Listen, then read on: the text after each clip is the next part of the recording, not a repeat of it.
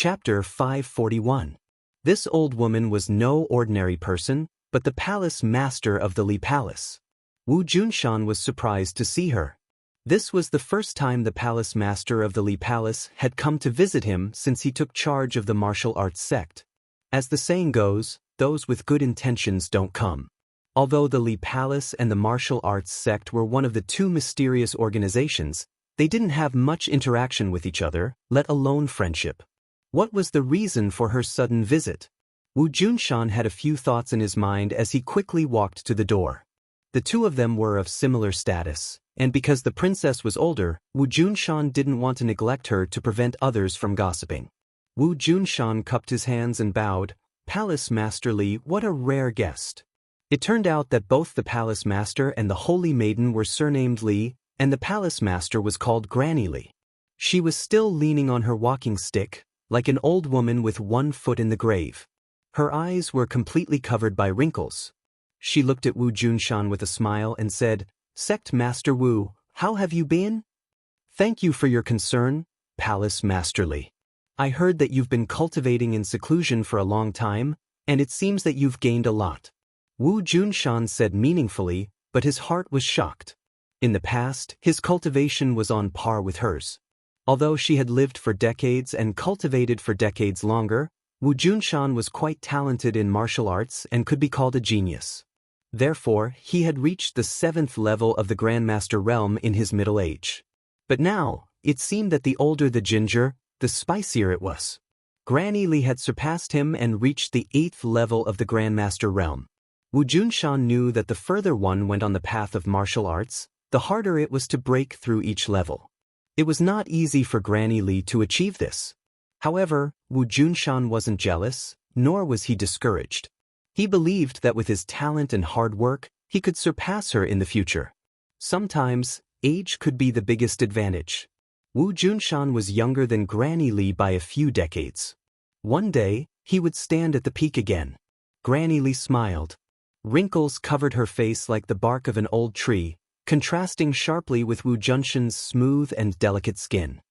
"What brings Palace Master Li here?" Wu Junshan asked. Granny Li took a deep look at the other party and said, "Of course it's an important matter.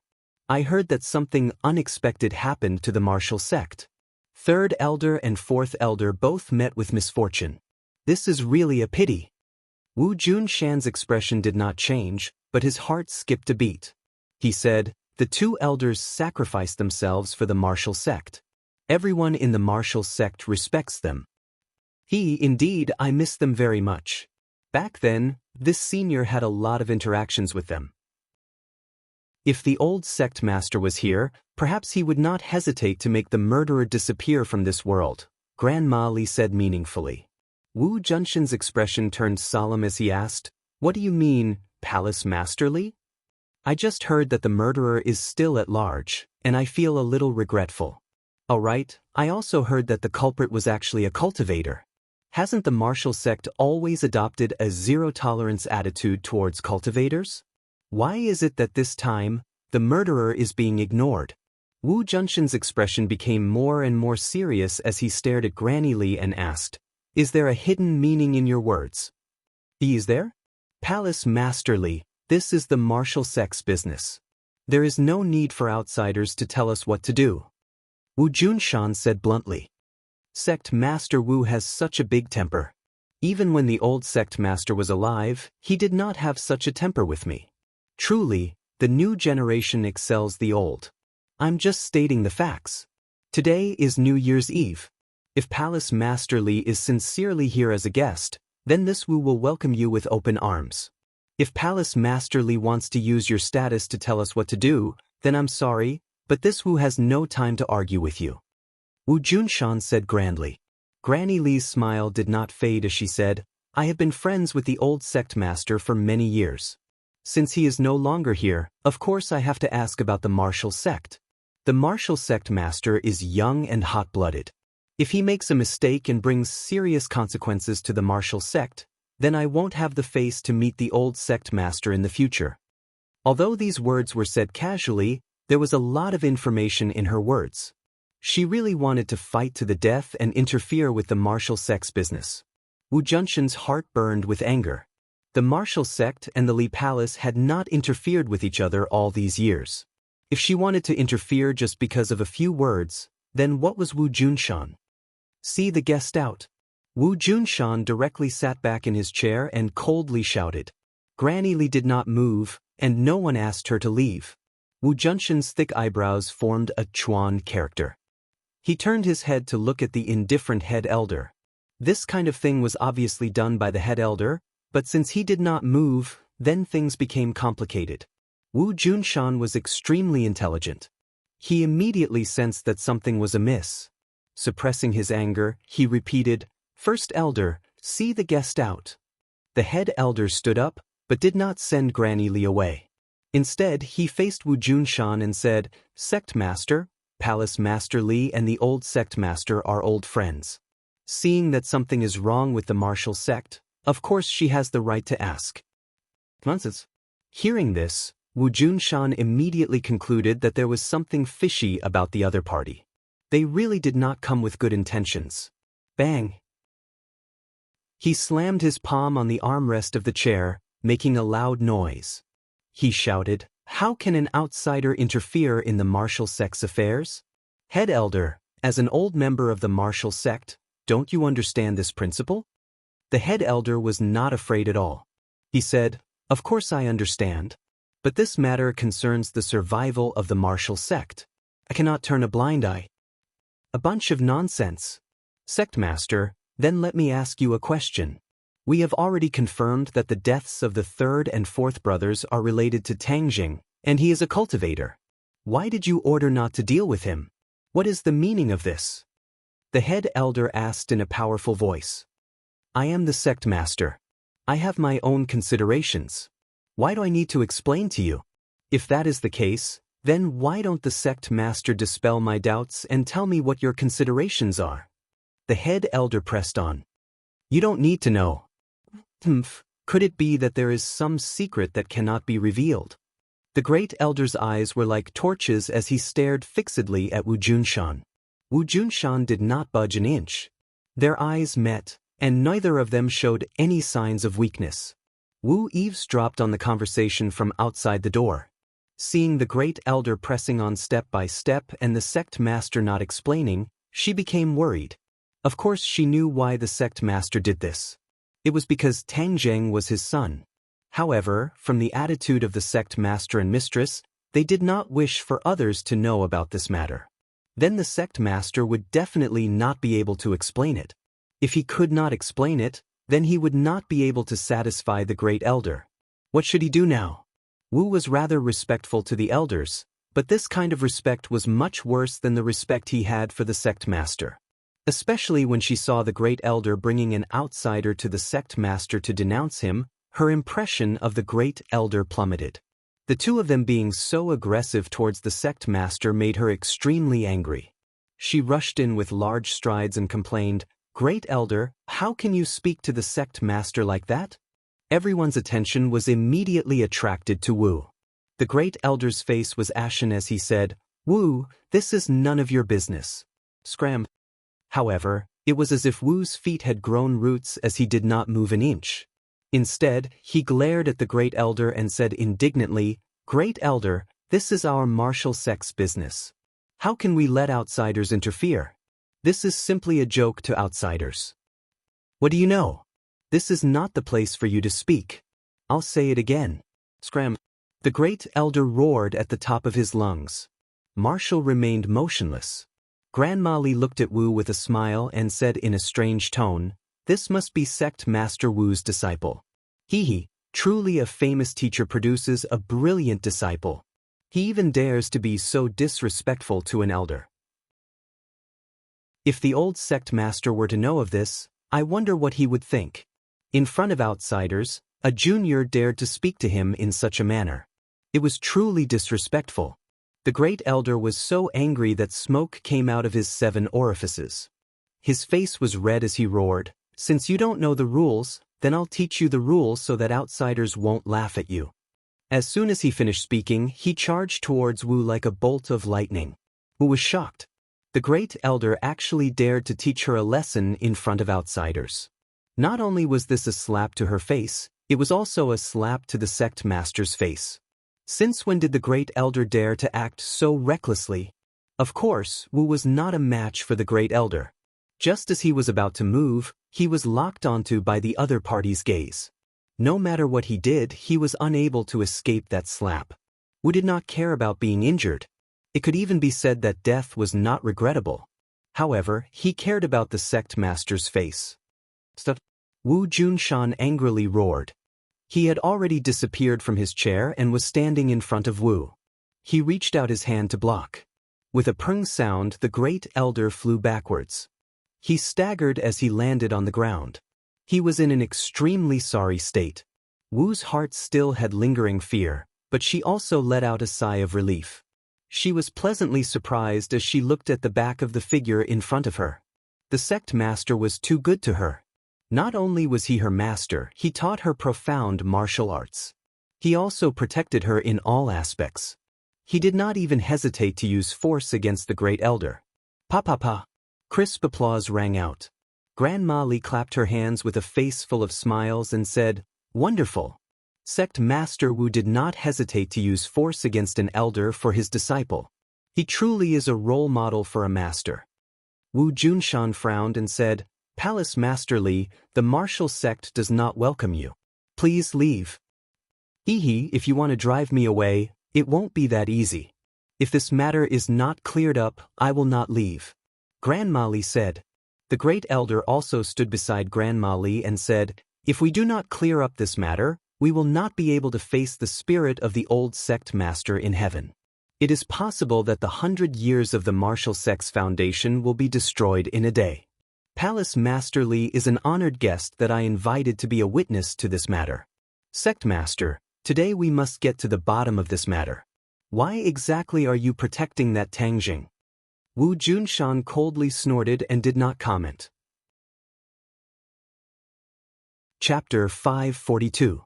Granny Li looked at Wu Junshan thoughtfully and asked, "Sect Master Wu, may I ask where your wife went?" Wu Junshan's expression did not change, but his heart skipped a beat. Even he did not know where his wife went. Ever since that incident, he and his wife had been separated. Although the matter of his wife going out was very strange, he did not look into it and was perfunctorily brushed aside by Wu. Seeing that Wu Junshan took the initiative to mention it, he suddenly had a bad premonition. She went out to travel.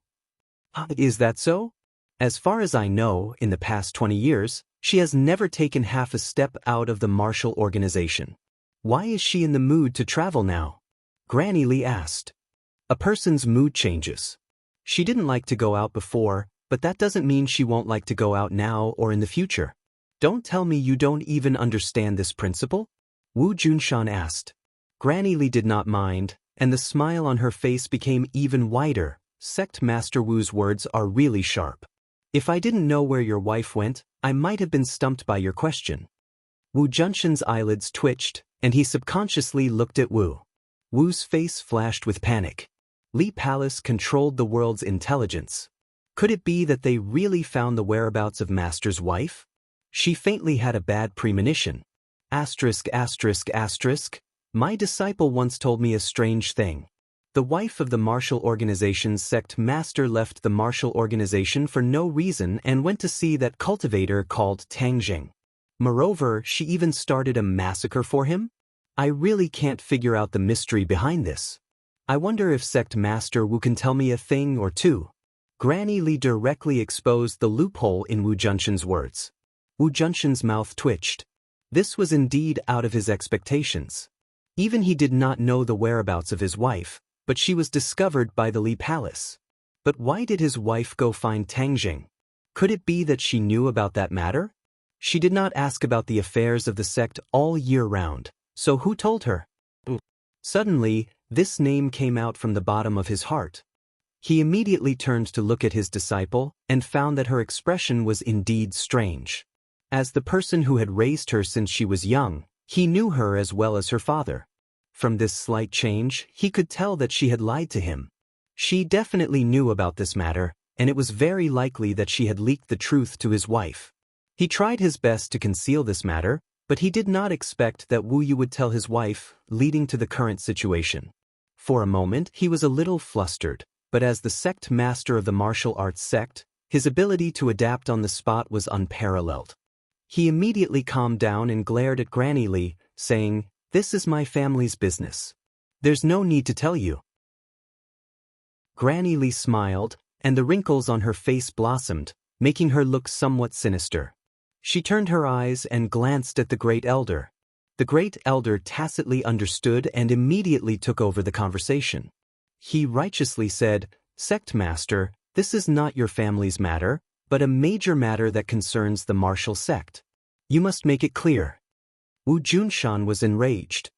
"Grand Elder, since when is it your turn to question me? Who taught you the rules? This is going against your superiors, do you understand? That's not right.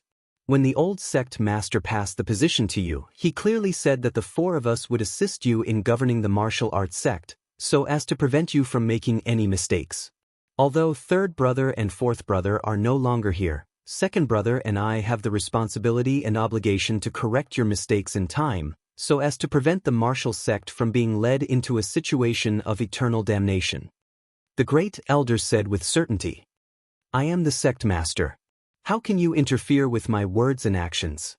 Grand Elder, you have colluded with outsiders to interfere with the martial arts sect's matters. You have already broken the rules set by our ancestors. Are you forcing me to use the family's laws?" Wu Junshan was a smart person. He took the initiative to point out that the other side had colluded with outsiders. This was a crime that all the sects and personnel hated. No one liked people who lived off others while helping others. But the Great Elder was not intimidated by this crime. He fearlessly said, "Do you want to use this crime to nail me to death?" Humph, the old sect master had long expected this day to come. He left behind a personal letter. "If you do not listen to the advice of us elders, we have the right to remove you from the position of sect master and find someone else to replace you." As he spoke, he carefully took out a tightly wrapped letter from his bosom. Unfolding it, it was surprisingly carved with words. "Take a look and see if this is the old sect master's handwriting?" the Great Elder asked proudly. Wu Junshan's pupils shrank as he stared at the letter. His mind was greatly shaken. Of course he recognized the old sect master's handwriting. Without a doubt, this was the old sect master's handwriting. Moreover, it was as the Great Elder said. If Wu Junshan did not listen to the elders' advice and did something harmful to the martial arts sect, the elders had the right to remove him and replace him with someone else. When he passed the position to me, he was actually on guard against me. No wonder he appointed the 4 elders to assist me. This is to monitor me and be on guard against me. Wu Junshan silently thought. He had a close relationship with the old sect master. Like Wu Junshan, he was also an orphan raised by the old sect master. The two of them were like father and son. However, he never thought that the old sect master would be on guard against him. Knowing this fact really caused him to have mixed feelings, and his heart was as cold as ice. A person he respected and trusted had been on guard against him from the beginning to the end, treating him like an enemy. This feeling could only be best understood by the person involved. Of course, he did not suspect that the Great Elder had forged this letter. Because each stroke was carved with a knife and an axe, no one else could forge the charm. However, Wu Junshan's reaction was extremely fast. A strange look flashed across his face, but he immediately calmed down and shouted, "Ridiculous, Great Elder, you colluded with outsiders to steal my sect master's position. You are truly deranged. You actually used such a despicable method. You did not hesitate to imitate the old sect master's handwriting to force me to do it. However, you are wrong. If I really did do it, then the old sect master would not be able to rest in peace. Since you colluded with outsiders, then you are a traitor of the martial sect." Wu Junshan roared, and a group of people rushed in through the door. The Great Elder has colluded with outsiders with ill intentions. He has already betrayed the martial sect. Capture him. Wu Junshan took the initiative and announced righteously. Everyone looked at each other, not knowing what to do. The Great Elder's face was ashen as he roared angrily, "Wu Junshan, you are slandering me. You clearly have an ulterior motive. Not only did you go against the martial sect's principles, you may even lead the martial sect to eternal damnation. That's why you're the traitor of the martial sect. Disciples of the martial sect, listen to my orders. We've already removed Wu Junshan from the position of sect leader. Capture him and punish him. The two of them spoke righteously. Everyone looked at each other, not knowing who to listen to. After all, these two were the highest in the martial sect. Seeing this, Wu Junshan stomped his foot and shouted angrily, "Are you going to disobey?" Everyone's heart trembled. No longer daring to hesitate, they swarmed towards the Great Elder. The Great Elder was furious as he shouted, "You dare to listen to the orders of a traitor? Death is not enough. I will help the sect master clean up the sect." The Great Elder was like a fierce tiger descending from the mountain as he rushed into the crowd. Every move he made was extremely ruthless. All of them were killing moves. The people at the front immediately fell to the ground, blood splattering everywhere. Blood immediately filled the air, stimulating people's nerves, causing the blood in their blood vessels to become restless. Granny Lee was still smiling.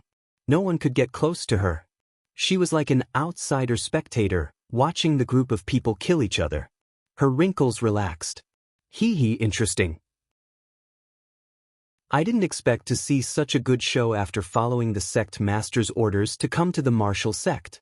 No wonder the revered lord was still worried about Wu Junshan and wanted to test him again. This person is really not easy to control. He is decisive when it comes to killing, and his mind is sharp. If not for sufficient preparation, I'm afraid that the backup plan left behind by the old sect leader would be useless, unable to withstand a single blow. Granny Lee silently pondered as she turned her gaze towards Wu Junshan. His eyes were filled with murderous intent, and his tall stature gave him the aura of an ambitious and ruthless person. An ambitious and ruthless person? There are many ambitious and ruthless people in this world, but they are not worth mentioning in front of the sect master. The martial sect and the Li Palace are the sect master's chess pieces. How could the sect master watch as the chess pieces leave his hands? Since Wu Junshan is not sensible, then we'll get rid of him and find another obedient person for this position. Who dares to touch the Great Elder? Do you want to rebel? Suddenly, a group of people rushed in and one of them shouted. This person was the second elder, who was ranked second among the 4 great elders. When he saw the Great Elder being besieged in the crowd, he was unable to restrain his anger. He instantly understood what was going on and immediately shouted, "Boss, don't worry, I'm here to save you. Everyone listen up. Wu Junshan has already betrayed the martial sect. He no longer has the qualifications to be our sect leader. Now we must clean up the sect. Anyone who dares to help Wu Junshan will be killed without question." As soon as he finished speaking, he rushed in with the people behind him. Suddenly, the hall became extremely crowded with hundreds of people. These people were not mediocre. There was no lack of post-celestial and post-celestial experts. When they rushed in, the momentum was terrifying. Soon, blood flowed like a river and many people fell on the ground. They might have been fellow disciples drinking and chatting merrily yesterday, but today, they had become life and death enemies, pointing their swords at each other.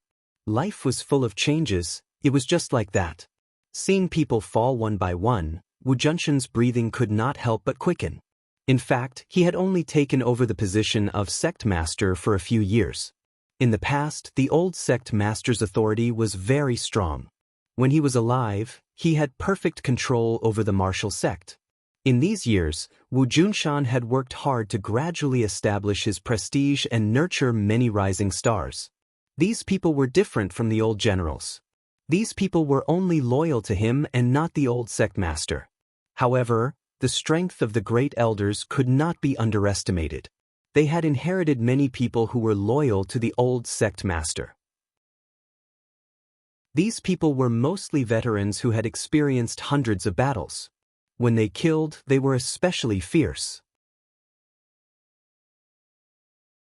Chapter 543. Wu Junshan felt as if a knife was being twisted in his heart as he watched his fellow disciples fall into a pool of blood. Wu Junshan was furious and was about to charge into the battle, but Wu Junshan was one step ahead of her. His figure flashed and blended into the crowd. Bang, bang, bang. Everywhere he passed, people were sent flying, and all of them fell to the ground far away. No one could stop his powerful attack. However, he didn't kill them. After all, they were his subordinates. Elders, look at what you've done. Wu Junshan roared. He was already in front of the first elder. The first elder hurriedly retreated, but there was no way he could escape. Wu Junshan drew a circle in the air with one hand, and the first elder was enveloped by a vast power. No matter how hard he tried, he couldn't escape the circle. Wu Junshan's palm was like thunder, hitting the first elder's chest. The first elder staggered back, but Wu Junshan quickly caught up and grabbed his arm.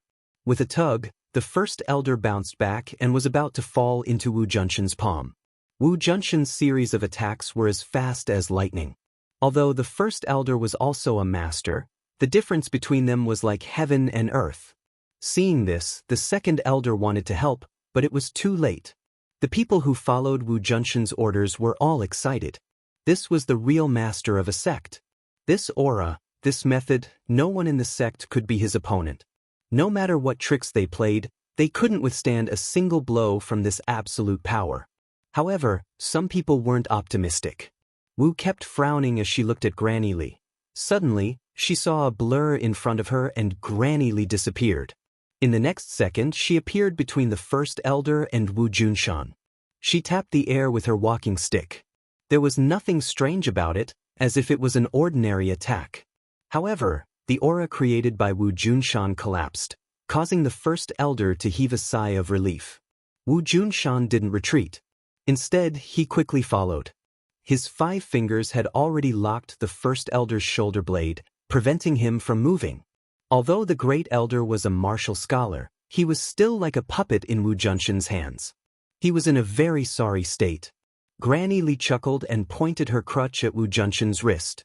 This time, it was not pointed at the void but at Wu Junshan's wrist. It was so fast and accurate that it was impossible to dodge. Wu Junshan's expression changed, but he still didn't retreat. He let out a low roar and drew a circle in front of his chest with his other hand. The air vibrated, enveloping the incoming crutch. Boom! Qi energy flew out in all directions, as if they were blown away by a tornado. One after another, they staggered backwards. Those who were not strong enough even fell on their butts on the ground, looking extremely pathetic. Wu Junshan only saw a silhouette flash before his hands were empty. The great elder was actually snatched away by Granny Li. Granny Li quickly retreated and pulled away from Wu Junshan. Marshall's mind was greatly shaken. The sect master had always been an invincible figure in her heart, but in this exchange of blows, he had actually fallen into a disadvantageous position. This caused her to be extremely shocked. Biting her lips, she really wanted to go up and help the sect master. However, she knew that in a battle of this level, her cultivation was not even qualified to be a bystander. On the contrary, she would only add fuel to the fire. Wu Junshan's face was gloomy. There was not much change in his mind, but a storm had already set off in his heart.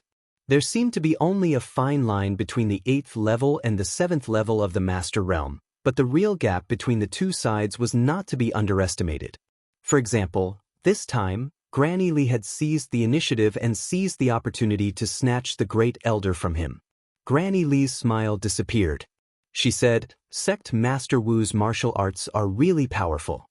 However, with me here, it is indeed impossible for you to kill these 2 elders."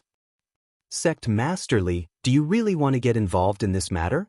This will make the martial organization and Li Palace enemies, and they will fight to the death." Wu Junshan asked in a deep voice. The relationship between the Li Palace and the martial sect is not something that can be clearly explained in a few words, and they are certainly not the old enemies you speak of. As for the specifics, the elders that followed the old sect master for most of his life are the clearest. Although you are the successor chosen by the old sect master did not stop telling you the details. This is a test for you. Now it seems that you have not passed the old sect master's test, and your position as the sect master no longer exists. Granny Li said slowly. "Ridiculous. How can an outsider like you be qualified to say such words? Wu roared in anger. Granny Li did not care and said, "It is useless for you to argue. The current situation is the best evidence. If you continue to fight, then the martial organization's 100 years of foundation will really be destroyed. Humph, letting you people take charge of the martial organization is really destroying it." Wu retorted. Granny Li did not care and looked at the two elders. The two elders understood and said in a clear voice, "In the name of the elders, we announce that Wu Junshan has colluded with cultivators and violated the martial organization's sect master. He will be stripped of his position as the sect master, expelled from the martial organization, and killed on the spot." Everyone started whispering to each other. Many of them did not believe that the sect leader would collude with the cultivators. These martial organization people had been instilled with a viewpoint since they were young, and that was to eliminate the cultivators by the roots and not leave behind any future troubles. Many people who originally believed in Wu Junshan refuted loudly, "Nonsense, how could the sect master collude with cultivators? You are slandering him." "Is that so? Then why don't you ask him yourself and see if he is protecting that cultivator called Tangjing? Just what kind of unspeakable relationship does he have with the other?" The great elder said proudly. "Sect master, quickly say it. All of this is nonsense. There is no such thing." Immediately, everyone looked at the sect master excitedly, waiting for his answer. Wu Junshan's expression was normal, but he was speechless. Do you see? He has no way of answering. That means he is admitting it. This is the sect master that you all are protecting. If he is not betraying the martial organization, then what is he? The great elder struck while the iron was hot and said impatiently, "The martial organization's rules were deeply ingrained in everyone's heart. Although they respected the sect master, they respected the martial organization's rules even more. Or they believed in the martial organization's rules. They were taught to kill cultivators since they were young. At this moment, they were suddenly told that the sect master that they respected was protecting cultivators and even colluding with them. This was simply the greatest blow to their faith, causing their confidence to sway. The great elder was very clear on this point, so he cleverly used this point. In an instant, many people who had pledged their allegiance to Wu Junshan began to waver. Of course, after all these years, Wu Junshan was not completely useless. There were still many people who believed him and angrily rebuked the great elder for spouting nonsense. Even if the sect master really did so, he had other intentions. He definitely did not betray the martial organization. The two elders' eyes flashed with pride. They looked at each other, then cupped their hands towards Grandma Li and said in a clear voice, "Palace Master Li, a traitor has appeared in the martial organization, and this traitor's cultivation is high. We know that we are not his opponent. Palace Master Li, as the old sect master's close friend, we beg you to help us clean up the sect." His words were powerful and impassioned. Many people chimed in, "Palace Master Li, please be righteous and help us clean up the sect. You are all crazy, shameless." Wu Junshan was so angry that he stomped his feet and cursed loudly. With Wu Junshan's style of doing things, she would never lose her composure like this, much less curse people like this. It could be seen how intense the anger in her heart was at this moment. Grandma Li nodded towards the two elders and smiled proudly, "Haha, I am indebted to the two elders and the old sect master's kindness. Then this old one will not refuse and help you." Finished speaking, she turned to look at Wu Junshan. "Sect Master Wu, no, you are no longer the sect master, you should be called Wu Junshan. You betrayed the martial organization. Today I will help them clean up the sect." Wu Junshan sneered, "Ridiculous, Grandma Li, you are really powerful. I am afraid that in the future, there will no longer be a martial organization, but only the Li Palace."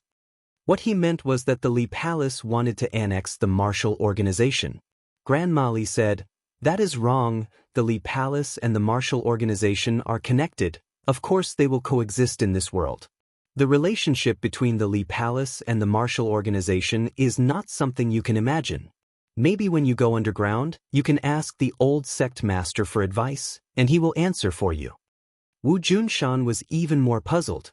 From beginning to end, the other party had said that the relationship between the martial organization and the Li Palace was not shallow, but Wu Junshan had never known this. Even when the old sect master was alive, the two organizations did not have much interaction, which made him puzzled. In addition, looking at the other party's confident manner, it was not a lie, which meant that there were many things between the martial organization and the Li Palace that he did not know. As the leader of a sect, he knew nothing about these things. This was definitely something that the old sect leader had deliberately concealed. Furthermore, the four elders had received the old sect leader's orders and kept him in the dark. This feeling of being deceived was extremely unpleasant. Moreover, because of the matter with Tangjing, he had some complaints about the old sect master, but this feeling was always buried in the bottom of his heart. Now it seemed that the old sect master was far-sighted and seemed to have sensed his thoughts, so he had always been on guard against him. Thinking of this, Wu Junshan could not help but feel bored. In the first half of his life, he had almost sacrificed his son, but in exchange, he had been deceived and guarded. This made his heart turn cold, and he gradually lost hope in the martial organization. The hidden hatred for the old sect master grew stronger and stronger. It seems that you have many schemes that cannot be seen. Fine, since it is so, then I will not be the sect master. From now on, we will not interfere with each other's business. Wu Junshan said hatefully. The two elders were secretly delighted, their eyes shining with starlight. But many people advised, "Sect master, this is the enemy's scheme. You cannot fall into their trap. You are our sect master, forever our sect master." Wu also advised, "Sect master, please reconsider. I have made up my mind." Wu Junshan said firmly. During this period of time, he had been hiding his relationship with Tangjing, but he had also been secretly working hard. He had ordered Wu to bring Tangjing back to the martial organization at all costs, just to give his wife a surprise and make up for the mistakes of the past. Of course, he had misjudged the situation. That was, the elders were not sincere in their allegiance to him, but had other intentions. Chapter 544. Wu Junshan had already made up his mind. "I have made up my mind. There is no need to persuade me. From now on, we have nothing to do with each other." With that, he strode out of the door. "Sovereign, I will go with you." Wu Junshan started to leave. Sounds of agreement could be heard from the crowd. "Sovereign, we will follow you no matter where you go." In the end, 30 people followed behind Wu Junshan without hesitation. The two elders looked cold. They didn't expect so many people to follow Wu Junshan. They couldn't help but feel a little scared. If they let him run the sect for a few more years, maybe most people would listen to his orders. Then it would be impossible to remove him from the position of sovereign. "Stop!" Suddenly, the great elder shouted. "Since you are no longer part of the martial organization, and you have colluded with cultivators, you are the enemies of the martial organization. The martial organization has never treated their enemies gently, but like a storm. Today, none of you will leave this place." Of course, the elders wouldn't let the tiger return to the mountain. They were very clear that with Wu Junshan's talent, his future was limitless. If they didn't kill him today, they would be in great danger in the future. These old men who had experienced countless storms were all vicious and merciless people. Their attitude was firm and decisive. They definitely wouldn't leave behind any future troubles. Wu Junshan and the others stopped and looked at each other in disbelief. "You want to kill us all? Hasn't the martial organization always treated their enemies like this?" The great elder asked. "Equals, if you want to keep us here, we will have to see if you have the ability." Wu Junshan was not afraid at all. "Huh, of course they can't keep you here. Do you think I have the ability?" Granny Li stood up again with a smile on her face. There was no doubt that she had decided to get into this mess to the end. Wu Junshan said, "Fine, I have always wanted to experience Grandma Li's skills. Today is a good opportunity. You guys go first, I will follow." "No, we won't go. We will advance and retreat with the sovereign," Wu Junshan said loudly. The others nodded in agreement. The great elder sneered. "Stop arguing. No one can leave. Since you are so loyal to him, of course you will follow him to the underworld. Do you really not care about the friendship between fellow disciples? Wu Junshan asked. The elder sneered. Clearly, he would not show the slightest bit of mercy. Everyone, I, Wu Junshan, am not worthy of your respect and love. Since that's the case, let's kill our way out and see who can stop us. Wu Junshan said vehemently. Kill our way out, kill our way out. The crowd was stirred up. Let's do it. Seeing that their morale was high, the elder didn't waste any more time lest anything unexpected happened. He gave the order with a loud shout. Kill! Their shouts shook the sky, as if they wanted to lift the roof. The crowd immediately started fighting again. A few people had just gotten close to Wu Junshan's body when they were sent flying. Wu Junshan had just wanted to charge and kill them. No matter how many enemies there were, they wouldn't be able to withstand a charge from an expert like him. But how could Granny Li let him do as he wished? She fiercely tapped the ground with her crutch and soared into the air, attacking Wu Junshan from midair. Wu Junshan looked up and drew 3 circles in front of his chest with his hands. A surge of inner strength surged out from the circles and met the crutch head-on. With a pop, it was like a sharp weapon had popped a bubble. The air shook in all directions, but the crutch continued to attack Wu Junshan like a hot knife through butter. Every move was a fierce killing move. Obviously, Granny Li didn't show any mercy. This was her style. Once she had decided on something, she would do it without hesitation. This matter was personally instructed by the High Lord, so of course she didn't dare to be negligent. The martial organization and Li Palace were the 2 chess pieces in the High Lord's hands. Now that one of the chess pieces was disobedient, she naturally had to ensure that this chess piece returned to the right path. For someone like Wu Junshan who disrupted the game, she would not show the slightest bit of mercy. The High Lord is really observant. He didn't miss a single detail and killed all the dangerous factors in the cradle. Granny Li was full of admiration. Only after fighting with Wu Junshan did she understand how powerful he was. In the future, she really would not be able to deal with him. Moreover, she believed that he had a better chance of breaking through to the martial king realm in the future than she did. Leaving such a disaster alive would be a huge problem for her, Li Palace, and even the High Lord. Granny Li's eyes were filled with killing intent. With a low shout, the strength of the crutch in her hand increased by 30%. She was determined to kill Wu Junshan in one hit. Wu Junshan had nowhere to retreat. His hands continued to draw circles in front of his chest. This time, it wasn't just 1 circle, but 9 in the blink of an eye.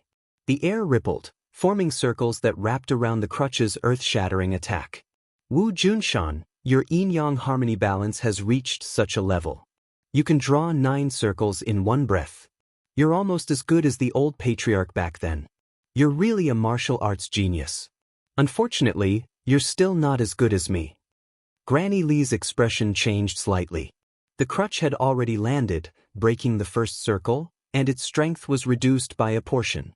When the 9 circles were broken one by one, the crutch was only left with a portion of its strength when it was in front of Wu Junshan's chest. However, even with just a portion of its strength, its power was terrifying. The crutch hit Wu Junshan's chest. A pillar of blood spurted out. However, at this critical moment, Wu Junshan grabbed the crutch. The crutch had used up all its strength and could not move forward anymore. A trace of blood flowed out from the corner of Wu Junshan's mouth, but his eyes were bright like the sun, so bright that it made people panic. Granny Li's heart skipped a beat. She had an ominous premonition, but she did not know where it came from. Wu Junshan opened his mouth and shouted, "Shadow, do it." Swoosh! A sword light lit up on the ground without any warning. Once it lit up, it was like a scorching sun, so bright and blazing that people could not look at it directly. This sword light appeared behind Granny Li, so it was impossible to guard against it. This crowded hall was filled with people. Everyone was surrounded by many people, so no one expected such a sword master to be hiding among them. Although Granny Li didn't see this sword, she could judge the power of this sword just by feeling it. The person who made this move was definitely not an ordinary person. The key point was that the other party's whereabouts were mysterious and had escaped her detection, which was very terrifying. Her crutch was grabbed by Wu Junshan, so she had no weapon to block the sword. Moreover, it was too late. The attacker had calculated the timing and could not afford to make any mistakes. The only thing Granny Li could do was to quickly circulate her martial arts and adjust her body slightly to avoid her vital parts. The sword that was supposed to be aimed at her heart missed by a few centimeters and went through her shoulder blade. Blood immediately flowed out from the sword. The long sword was immediately pulled out from her body, leaving behind a trail of blood. Granny Li shouted. She took a deep breath and regained her strength. Her arm shook and the crutch shook violently, breaking free from Wu Junshan's hand. Wu Junshan took a step back and did not follow up with another attack. After the opponent regained her strength, it would not be so easy to attack again. Moreover, that sword had taken advantage of the right time and place. It could not be used again.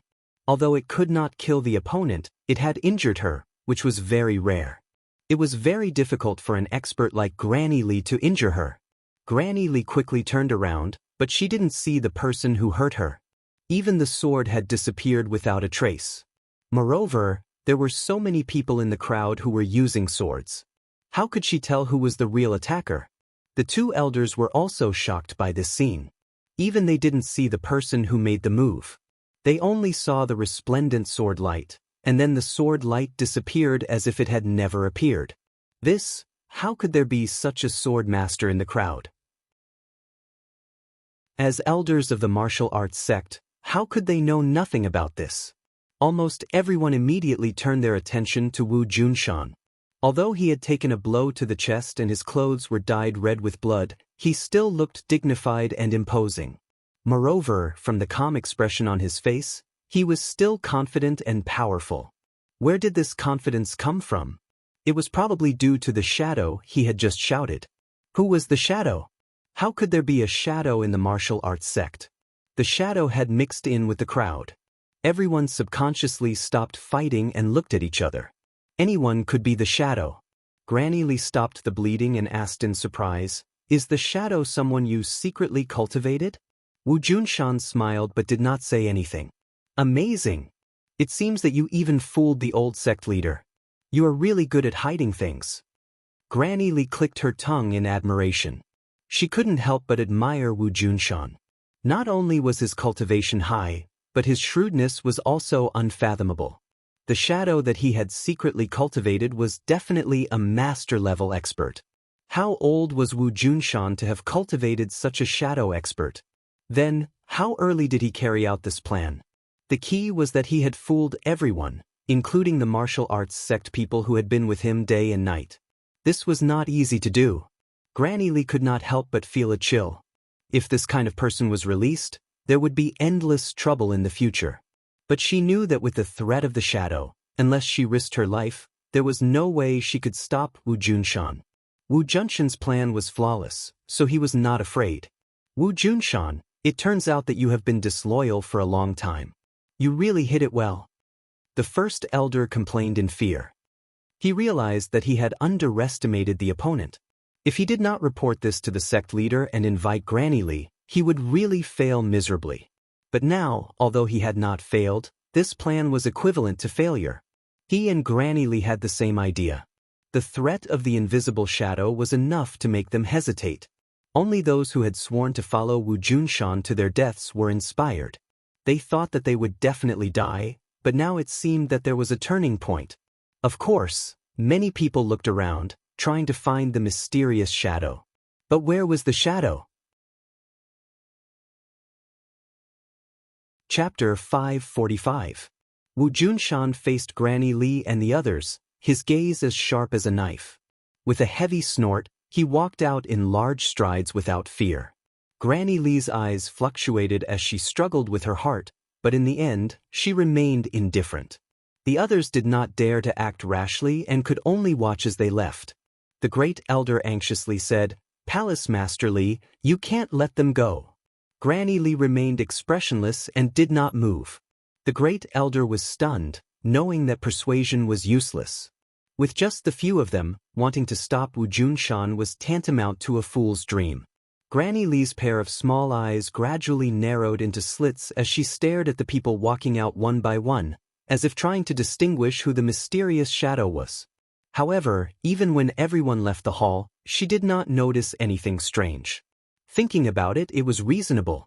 Since this shadow had been hiding in the martial sect for such a long time, even keeping the old sect leader and a few elders in the dark, he must be extremely careful.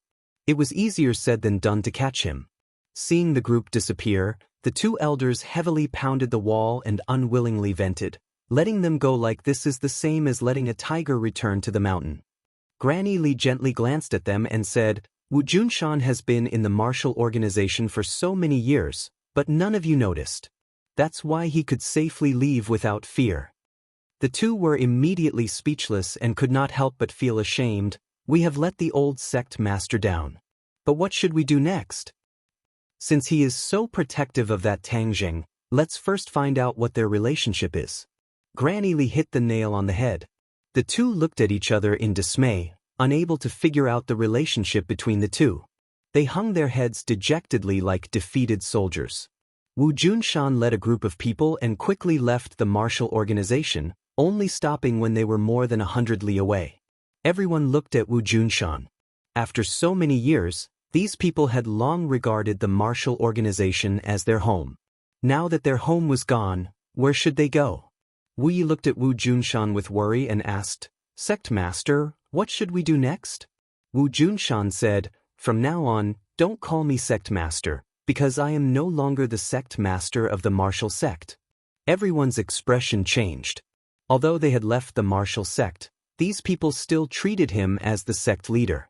Thus, someone hurriedly advised, Sect leader, you must not. You will always be our sect leader. Although you have left the martial sect, we can establish another martial sect. We will follow you forever. We must make the new martial sect bigger and stronger, and suppress the original martial sect. Wu Junshan waved his hand and signaled for everyone to be quiet. He said firmly, I will not turn back. Since I have nothing to do with the martial sect, I will not establish a new martial sect. Then we can establish other organizations. As long as the sect leader is here, we can work together. We can definitely achieve something. Everyone hurriedly advised. Wu Yi hurriedly nodded. Obviously, she also thought so. She did not think that such a small setback would defeat him. He would definitely regain his glory and let his enemies know what fear was and what regret was.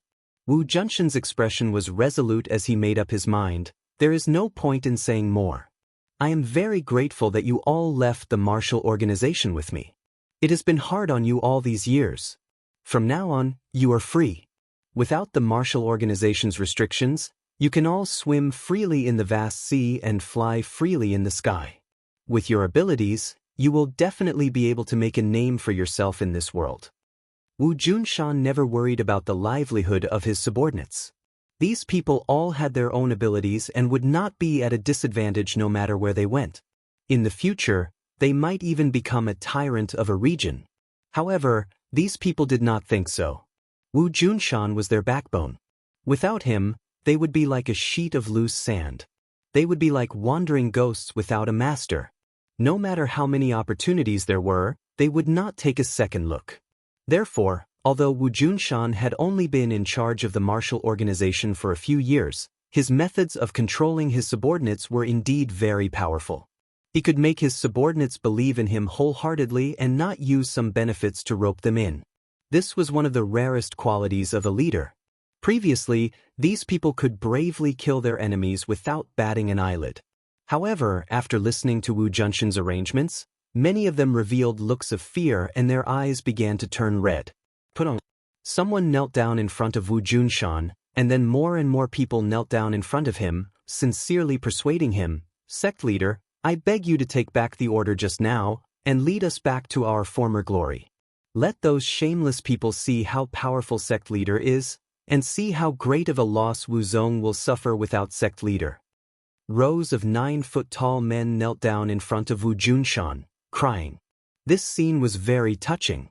Even Wu Junshan could not help but be moved. Seeing Wu Junshan's hesitant expression, Wu Junshan's legs went soft and he knelt heavily on the ground. The stone floor under his knees cracked in half. He then heard Wu Junshan say with great emotion, "Sect leader, please lead us to kill the enemies. Let us follow you until death."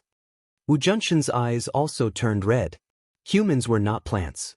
How could they be emotionless? Although Wu Junshan had cultivated the habit of being indifferent, seeing this group of sincere people, how could he not be moved? He was silent for a long time. One by one, he helped the kneeling people up and said, "I, Wu Junshan, am not worthy enough to make you so loyal. Good, since you have entrusted your lives to me, I, Wu Junshan, will not let you down. We swear to rise again and fight in the Jianghu." The crowd was moved. Many people were so excited that they were trembling. Their eyes were shining with passion. Although some were injured, their bodies were filled with endless energy. If they were allowed to continue fighting, they would not hesitate to charge into the battlefield. "Then where are we going now?" Wu Junshan said, "We have our own place. Wu, come with me. I have something for you to do." The two walked to the side. Wu Junshan took out a package and handed it to her. "Wu, I want you to go to Ordinary Balance and give these things to Tang Zheng." "What is this?" Wu Junshan looked at it curiously. It was the battle spirit sword and 2 sun-shooting arrows. These were the weapons that fell into Wu Junshan's hands in the 10,000 huge mountains. This time, it was time to return them to their rightful owners. "Sect leader, are you not going? Since we have left the martial organization, you and I will call each other master and disciple. Moreover, you are also my disciple." "Yes, master. I want to bring this group of people to a safe place. I don't have time to go to Ordinary Balance. Also, if I go to Ordinary Balance again, it will be too obvious. It will be easier for Tang Zheng's identity to be exposed." Wu Junshan said worriedly. Wu hesitated for a moment and said, "Master, Tang Zheng and his grandfather have depended on each other for so many years, so he has a lot of resentment towards you and mistress." Wu Junshan revealed a lonely smile and said, "It's just a little resentment. What does it matter? This is human nature. No matter who it is, they will not be able to immediately turn around in this situation. If he sees Master being so open-minded, I'm afraid he will change his mind." Wu said thoughtfully. Wu Junshan shook his head. "His attitude is of no concern for the time being. The only thing we need to do is ensure that his identity is not exposed. If his identity is discovered by the Li Palace and the 2 elders, he will be in great danger." Wu nodded as if he understood. "Therefore, when you go to Ordinary Balance, you must persuade your mistress to leave immediately. At this time, only by staying far away from Tang Zheng will he be safer." Wu Junshan warned. "Will mistress listen to me?" Wu said worriedly. She understood her master's feelings very well. Seeing her meticulous attitude towards Tang Zheng, how could she bear to leave and endure the pain of separation? "Your mistress is deeply righteous. He will understand my good intentions. You can just say it. Yes, disciple understands. However, after your mistress leaves, you can stay by Tang Zheng's side. Your goal is much smaller than hers. Moreover, you have been with him for a long time, so others will not be too suspicious." When Wu heard this, he immediately objected, "Master, at this time, I can only play a greater role by your side. Moreover, you are in need of people right now." But before she could finish, Wu Junshan waved his hand and interrupted her. Wu Junshan looked at her seriously and said, "Wu, you can only play a greater role by staying by Tang Zheng's side. Do you remember when Tang Zheng was unconscious in the 10,000 huge mountains?" Martial heartstrings trembled. That was her first time. How could she forget? At that time, it was because of the eruption of pure yang energy that he became in that situation. His body is very special, and who knows when the pure yang energy will erupt, so you have to stay by his side and save his life at this time. Wu Junshan warned. A hint of shyness flashed across Wu's face, but he quickly covered it up and asked nervously, "Do you really want to do this?" Wu Junshan nodded. "Marshal, perhaps this is not fair to you." Wu hurriedly shook his head. "No, it was Master who adopted me and taught me martial arts, allowing me to have so many things. This is something I should do." Then I'll leave it to you. Master, you're exaggerating. Where can I find master after mistress leaves? When the time comes, I'll naturally contact her. You don't have to worry. You'll be the only one on this journey, so you have to be careful. Right now, the martial organization and the Li Palace are both our enemies. There's danger everywhere. In addition, I suspect that there's an even stronger person behind them. I don't know the origins of these people, but without a doubt, they're definitely not simple. Wu Junshan was a smart person. He had already thought of this point from the clues, so he didn't forget to warn her seriously. Wu was stunned for a moment. She never thought that there would be such a thing. Seeing her master so serious, she also nodded solemnly to show that she understood. However, she still had an unanswered question in her heart. Who exactly was that shadow? Was it among these people? She really wanted to ask, but when the words reached her mouth, she swallowed them back down. This was one of her master's most confidential matters. When it was time for her to know, her master would naturally tell her. Chapter 546. On New Year's Eve, the lanterns were lit, and the lights of thousands of families were incomparably brilliant. From time to time, fireworks would explode in the sky, blooming with gorgeous flowers. Fortunately, although Tang Zheng's house was 2 bedrooms, it was not small, so it did not seem crowded with so many people. The New Year's Eve dinner had already been finished, and the few of them sat together and chatted while watching the Spring Festival Gala. Nana was everyone's happy fruit. She held a few big red packets in her hands, and her pink face was flushed red. It was especially festive and cute. Lan Yu's face was full of smiles. This was the happiest New Year's Eve she had ever had in so many years. Seeing her son's happy expression, her entire heart was about to melt. Mu Hongyan did not know the relationship between Tang Zheng and Lan Yu, but as a mother, she had already guessed some clues from the way Lan Yu looked at Tang Zheng. She could not help but be curious. From Lan Yu's words and actions, it could be seen that her identity was definitely not ordinary. Tang Zheng had such a powerful background. Why would he become an abandoned child? However, Mu Hongyan knew what was proper. If others did not say anything, she would not ask. As for the first year that she had not spent in the Long family, her feelings were especially fresh. Although the New Year's Eve in the Long family was even more extravagant, with all kinds of delicacies filling the table and many servants serving them, she did not feel the feeling of many years. Especially after her husband died, Long Tinyu pestered her endlessly. Every New Year's Eve was like torture to face him face to face. His gaze was as if he wanted to strip her bare, causing her to feel uncomfortable all over. This time, the atmosphere of this small family was what she looked forward to the most, and what she missed the most. She was born in a well-off family. However, her parents died in a car accident when she was an adult, and she became a lonely person. Every new year was like torture. She originally thought that it would be better after marriage, but she did not expect that the atmosphere of the big family would not interest her. At this moment, seeing her daughter's carefree and happy appearance, she felt that her life was truly complete. In the past, she would complain that the heavens were unfair to her, but now, she did not complain, because the appearance of a person had completely changed her life. Looking at Tang Zheng's increasingly mature face, her thoughts became complicated. Suddenly, Linga pointed at the fireworks in the sky and said excitedly, "Master, look at the fireworks in the sky. It's so beautiful." "Those are called fireworks." "Fireworks? Can a cigarette turn into a flower?" Ling could not figure out the logic behind it. Tang Zheng had an idea and said, "I'll take you downstairs to play. There's something for sale downstairs." When Nana heard this, she jumped off the sofa excitedly and hugged Tang Zheng's leg. She said in a childish voice, "Big brother, Nana wants to set off fireworks too." "Ah, good, let's go down together. I'll bring them down to play for a while. Be careful and come back early," Tang Dehai urged. The few of them quickly went downstairs. There were many people playing downstairs, but fireworks were not allowed in the city, so most of the people were holding small toys. Tang Jing did not care about this problem. He bought dozens of fireworks, then hugged Nana and held Linger and said, "Let's go to the suburbs to set off fireworks." As soon as they finished speaking, they rushed out like a gust of wind. Under the cover of the night, the three of them passed through the streets and came to the suburbs. Then, they set off fireworks to their heart's content. Ding-ling-ling.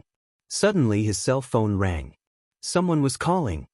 Tang Zheng, Happy New Year. Yi Dingdong's familiar voice came from the other end of the phone. Happy New Year. Are you okay now? Yi Dingdong asked.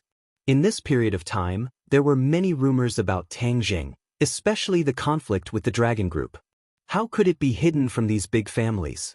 The Ye family's reaction was not small. Yi Tianlei and Feng Xinyang were both affected, because their relationship with Tang Zheng was not shallow, so Yi Xuanji warned them not to contact Tang Zheng, and not to have anything to do with him again. Yi Xuanji understood very well that the Dragon Group was extremely powerful and represented the government's will. Nothing good would come out of going against the Dragon Group. The official background of the Ye family was not strong to begin with. If they went against the Dragon Group, they would probably suffer a calamity.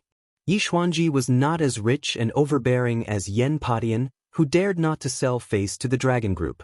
In fact, Yi Xuanji had also heard that the Dragon Group and the Song and Chu families seemed to be in secret contact. How could Yi Xuanji not know what these two families were planning? If they were given an excuse at this time, they would definitely use the hands of the fake Dragon Group to deal with the Ye family. Ever since the Chu family's patriarch died at the hands of Tang Zheng, the Chu family had obviously firmly attached themselves to the Song family. This way, the Song family's strength would catch up to the Yen family and completely surpass the Ye family, causing Yi Xuanji to feel endless pressure. Now that they had hooked up with the Dragon Group, it was like adding wings to a tiger. The Ye family's living space was even narrower. Yi Xuanji couldn't help but regret his tacit approval of the relationship between Tang Zheng and Yi Dingdong. Although he had already firmly separated the relationship between the Ye family and Tang Zheng, in the eyes of those who wanted to know, they were still inextricably linked. At this critical moment, of course, he couldn't cause trouble, so he strictly forced Yi Tianlei and his wife to cut off contact with Tang Zheng. In addition, he was very clear about his granddaughter's thoughts, so he had been locking her at home these days and even took away her phone, making it impossible for her to contact Tang Zheng. But everything can't go as one wishes. Feng Xinyang was too clear about his daughter's thoughts, so he took advantage of the New Year's Eve and secretly gave a phone to his daughter, letting her contact Tang Zheng to relieve the pain of lovesickness. I'm fine. What about you? You lied to me. So many things have happened to you, and you still dare to say that you're fine? Yi Dingdong's little universe exploded. Do you know how dangerous it is? When I heard about the things you did, my heart almost jumped out of my throat. Tang Zheng was startled. Yi Dingdong's reaction was really beyond his expectations. Although she was sometimes unruly and a little violent, most of the time she was very calm. Why was she so abnormal this time? However, listening to her heartfelt words, a warm current flowed through Tang Zheng's heart. The feeling of being cared for was really good. Don't be angry. Haven't I already solved those things? It's easy to get old if you get angry. Don't be angry. Tang Zheng hurriedly tried to persuade her. Humph, you think I'm old now, right? Yi Dingdong coquettishly said. I don't dare. You said you don't dare not know. That is to say, that's what you think in your heart, right? Yi Dingdong's voice rose a bit, as if she was about to flip out. Tang Zheng was endlessly depressed. Why does this woman have the potential to be a detective? She's so good at biting words. Of course, as a person who has already touched the threshold of a relationship, he did not hesitate to answer. Of course not. In my heart, you will always be 18 years old. It's just like when I first saw you when I first walked into the classroom. Humph, that's more like it. I'll consider you a pass. Tang Zheng let out a sigh of relief. When talking to a woman, there could be traps everywhere. It was dangerous and dangerous. It was even more careful than when fighting. You've caused such a big disturbance. My family already forbade me from contacting you. I'm secretly calling you. Yi Dingdong said, feeling wronged. This wasn't out of his expectations. With Yi Xuanji's style, this was within his expectations. Then I'll have to trouble you. Of course it's hard. It's such a cold day and I'm hiding outside to call you. My hands are almost frozen. What if they don't let me see you when school starts? Yi Dingdang asked worriedly. Tang Jing said unconcernedly, at that time, they couldn't have been watching you all the time, right? We had plenty of chances. Moreover, even if someone was watching, I would have knocked him out. I definitely can't be merciful to this kind of bad guy. When Yi Dingdang heard this, she burst out laughing. After a while, she said, let me tell you something. I heard that the Dragon Group is colluding with the Song and Chu families. It's definitely not a good thing, so you must be careful. Tang Zheng was awestruck. He sneered in his heart, these two families are really haunting me. Fine, tomorrow is the first day of the new year, and there's a new atmosphere for the new year. Then I'll take your Song family's ordinary balance villa as an example and give you a big New Year's gift. Did you hear what I said? Yi Dingdang hurriedly asked when she saw that he was silent. I heard. You can rest assured that I will give the Song family a big gift. It will definitely be a big surprise. Tang Zheng said with an evil smile. Yi Dingdang excitedly asked, what big gift? You'll know when the time comes. Yi Dingdang still wanted to ask, but she saw that someone had come. Thus, she hurriedly said a few words and then hurriedly hung up the phone. Linger and Nana were having a lot of fun. In the end, they finished setting off all the fireworks they bought. He then took the two back the way they came. Nana excitedly giggled. When they got home, the little girl eagerly asked, Brother, can Nana learn martial arts? In the future, Nana can walk as fast as you. Then Nana can often set off fireworks by herself. Tang Zheng was moved. He had promised Mu Hongyan to teach Nana the cultivation method for a long time, but he never had the time to put it into practice. Moreover, he never found a suitable cultivation method. Why don't you practice the cloud water technique or the divine dragon technique? The cloud water technique was practiced by Fong Shishir, and the divine dragon technique was practiced by Lu Qingmei. Perhaps he subconsciously didn't want someone close to him to practice the same cultivation method. Moreover, Nana was still young and had enough time to practice a set of cultivation methods. He wanted to find a cultivation method that was more suitable for her. He suddenly had an idea. Now, these cultivation methods were all pieced together by me. If there was a complete set of cultivation methods from a certain sect, it would definitely be very beneficial for them. However, when these things were expelled with the cultivators, he didn't know where they fell. It was also possible that most of them were taken away. How could it be so easy to find them?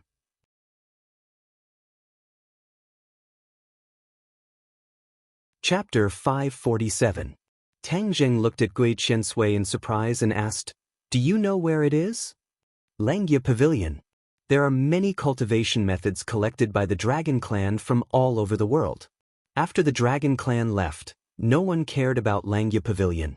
Gui Qiansui said, Langya Pavilion? Tang Zheng heard the name for the first time, and it was related to the Dragon Clan. He was very curious. How do you know about it?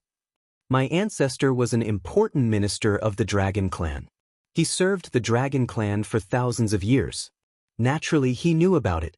When I was young, I heard about it from the elders. Gui Qiansui said proudly. Tang Zheng was surprised.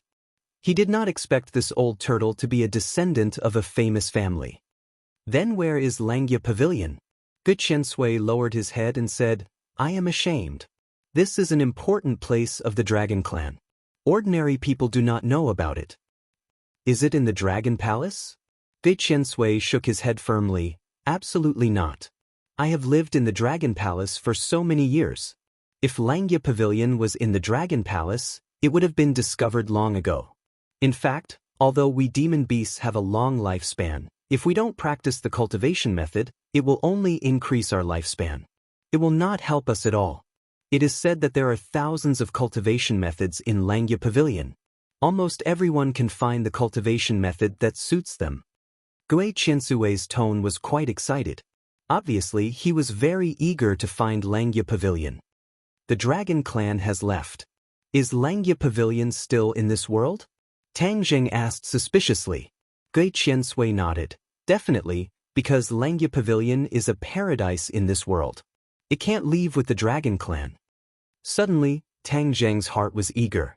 If he could find Langya Pavilion, it would solve his urgent need. Everyone around him could find suitable cultivation methods to practice.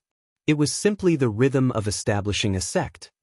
Unfortunately, only the Dragon Clan knows the location of Langya Pavilion. There is no Dragon Clan in this world. It is like looking for a needle in a haystack. Gui Qiansui said regretfully. Tang Zheng's mouth gradually curled up. Who said there was no Dragon Clan in this world? Wasn't the five-clawed golden dragon under the palace Dragon Clan? It was just that no one else knew of its existence. He could not wait to return to the capital city and ask the five-clawed golden dragon. On the first day of the new year, there was a new atmosphere for the new year. Tang Jing took his grandfather and Linger to tour the city for most of the day. They went to the temple fair and enjoyed the lanterns. His grandfather was grinning from ear to ear. In the evening, after sending the two home, Tang Jing secretly met up with Lin Hu and Fire Phoenix. Unexpectedly, Feng Yong also came to join in on the fun. This kid was bored at home during the new year, so he came to find Tang Jing to play. At that time, it was Feng Yong who had brought Tang Jing to the ordinary balance courtyard. Since this brat had nothing to do, then he would bring him to the ordinary balance courtyard to broaden his horizons. When Feng Yong heard that they were going to the ordinary balance courtyard, his eyes lit up. He groped his body for a while and said excitedly, "Boss, this is my bank card. In the past 6 months, I have saved a lot of money. Boss, you can show your invincible might again. Show off your god of gamblers style and win everything they have." Tang Zheng was moved and said cheerfully, "Okay, this time I won't just win a few million. I really want to win everything they have and win back the entire courtyard." Feng Yong asked incredulously, "Really?" "Of course." Tang Jing nodded solemnly. Feng Yong looked at Tang Jing for a few seconds and cheered. He was not afraid, but excited. It seemed that after following Tang Jing for so long, his character had gradually become fearless. The few of them drove and before long, they arrived at the ordinary balance courtyard. There were already many luxury cars parked in the parking lot. It seemed that today many of the rich people of the ordinary balance courtyard were gathered here. The ordinary balance courtyard was not a place that just anyone could enter. Fortunately, Feng Yong's father was there. His father often came to the ordinary balance courtyard to relax or discuss business. He was a frequent visitor. Therefore, under the guidance of the guards, they were able to smoothly sneak in. The ordinary balance courtyard had a group of guards. These people were courageous and powerful. Moreover, they had received special training from the Song family. Among them, there was no lack of martial artists. However, these martial artists could frighten ordinary people, but in the eyes of Tang Zheng, they were like 3-year-old children, unable to withstand a single blow. Feng Yong dragged Tang Zheng straight to the casino. The hall was brightly lit and many people had already gathered. All kinds of gambling tables were filled with people. Some people who had won money were laughing wildly, while others who had lost money were cursing in a low voice. "Boss, this time let's learn from the movies and play 5-card stud. How about it? This is exciting enough." Feng Yong excitedly suggested. "Anything is fine." Tang Jing did not mind. Feng Yong received the order and immediately pushed a person off the gambling table. He shouted, make way, the god of gambling has arrived. Ordinary people, go play to the side." Immediately, the people at the table uniformly turned their heads to look at the 4 people. Especially Feng Yong's unbridled and arrogant appearance, which made many people frown. Tang Jing did not stop him. He was happy to let him show off his power. Today, they were here to cause trouble. What do you mean by, cause trouble? Of course, they were here to cause trouble.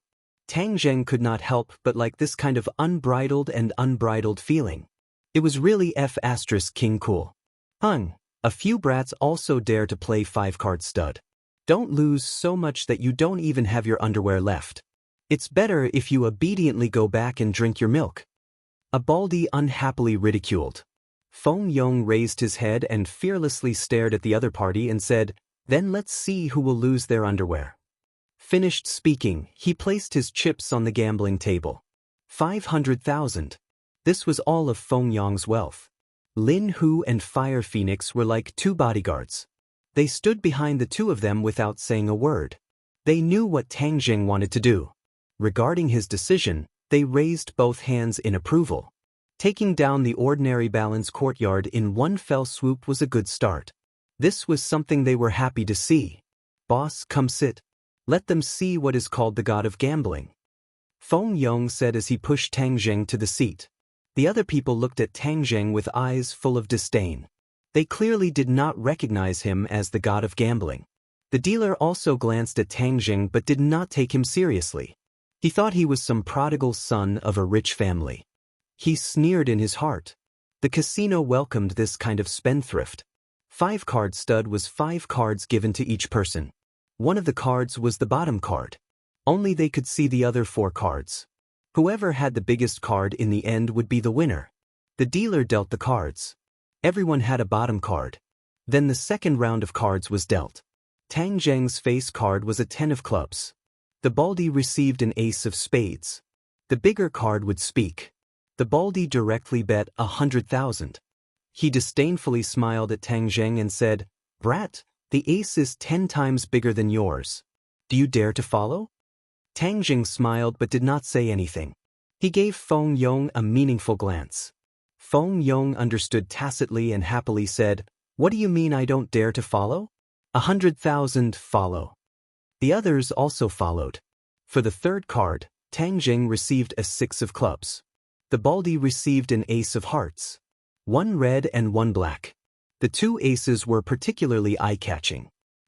Looks like I'm really lucky on the first day of the new year. A pair of aces. If I don't raise now, when will I? 200,000. The baldy laughed and pushed the chips in front of him for another 200,000. Some people carefully looked at their bottom cards. Some people folded. There were only 4 people left at the table.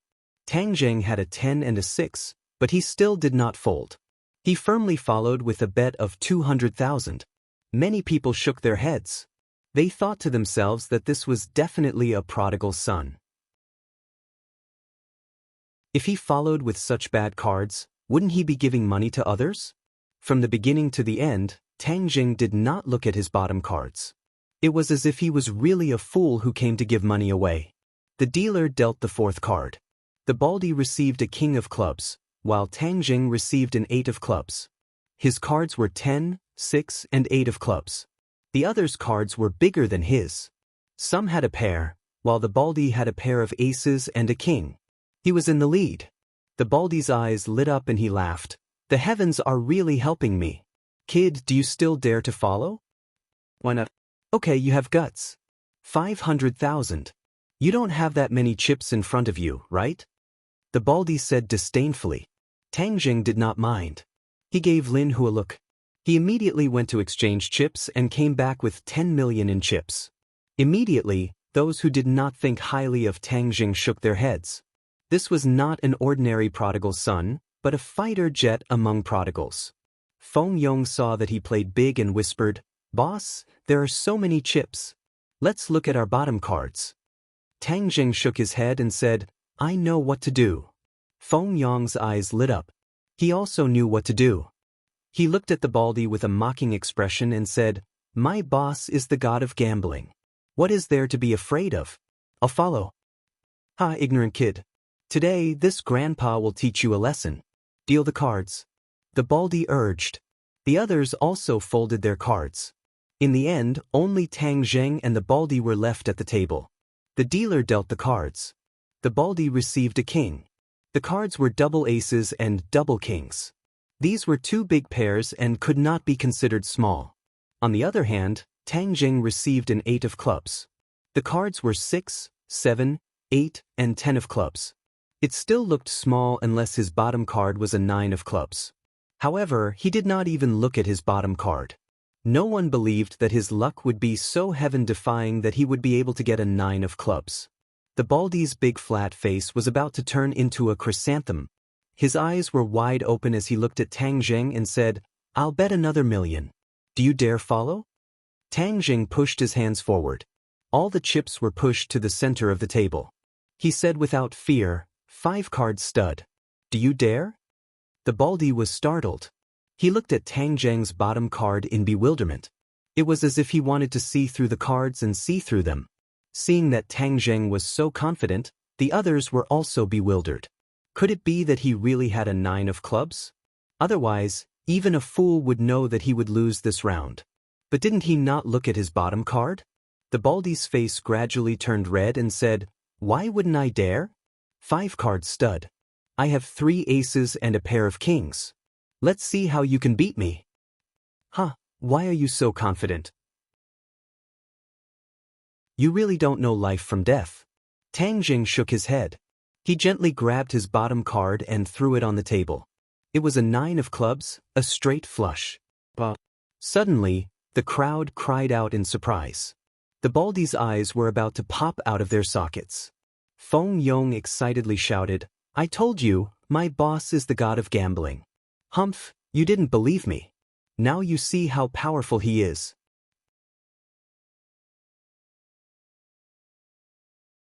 Chapter 548. Swindler. These 2 words were extremely harsh to the ears in the casino. Hearing the Baldy's clamor, the other people's faces became gloomy. Gambling with a swindler, wasn't that the same as giving money to the other side? Many people were indignant. No wonder he was so calm and composed. He didn't even look at his cards and dared to place bets. It was as if he had seen through his cards. This kind of godly gambling technique was too similar to a swindler. So he is a swindler. No wonder he is so powerful. No, we must make him spit out the money he won. This brat's guts are really big. He dares to cheat in the ordinary balance courtyard. Does he not want his hands anymore? Everyone was discussing spiritedly. Many people surrounded them. They wanted to see what this unbridled fellow looked like. Most of them were rich people in the ordinary balance courtyard. No one recognized Tang Zheng. But there were people who recognized Lin Hu and Fire Phoenix. After all, these 2 were local tyrants. Although they had retired from Jianghu, they were still imprinted in many people's minds. Who is this brat? He actually dares to sit so casually and let Lin Hu and Fire Phoenix stand like 2 followers? Some people were incomparably shocked. They sized up Tang Zheng as if they wanted to see through his origin. The Baldy clearly didn't recognize Tang Zheng's group. He angrily stammered and shouted, "Don't let them go. They cheated people. Kill them or cripple them." With this shout, several guards walked over. They looked at Tang Zheng's group of 4 with unkind eyes. They fiercely said, "You cheated." Feng Yong immediately exploded. He shouted, "Which eye of yours saw us cheated? Let me tell you, my boss is the god of gambling. He is not a cheater. If you can't afford to play, then don't play. You are making a fool of yourself." Saying this, he disdainfully glanced at the Baldy. The Baldy could also be considered a successful person. When had he ever been looked down upon by 2 brats? He immediately flew into a rage and said, "If we didn't cheat, how could we win?" Feng Yong still wanted to refute, but Tang Zheng waved his hand, indicating him to calm down. He looked at the Baldy with ridicule and said, "To win against you is very simple. Moreover, you keep saying that I cheated. Which eye of yours saw it?"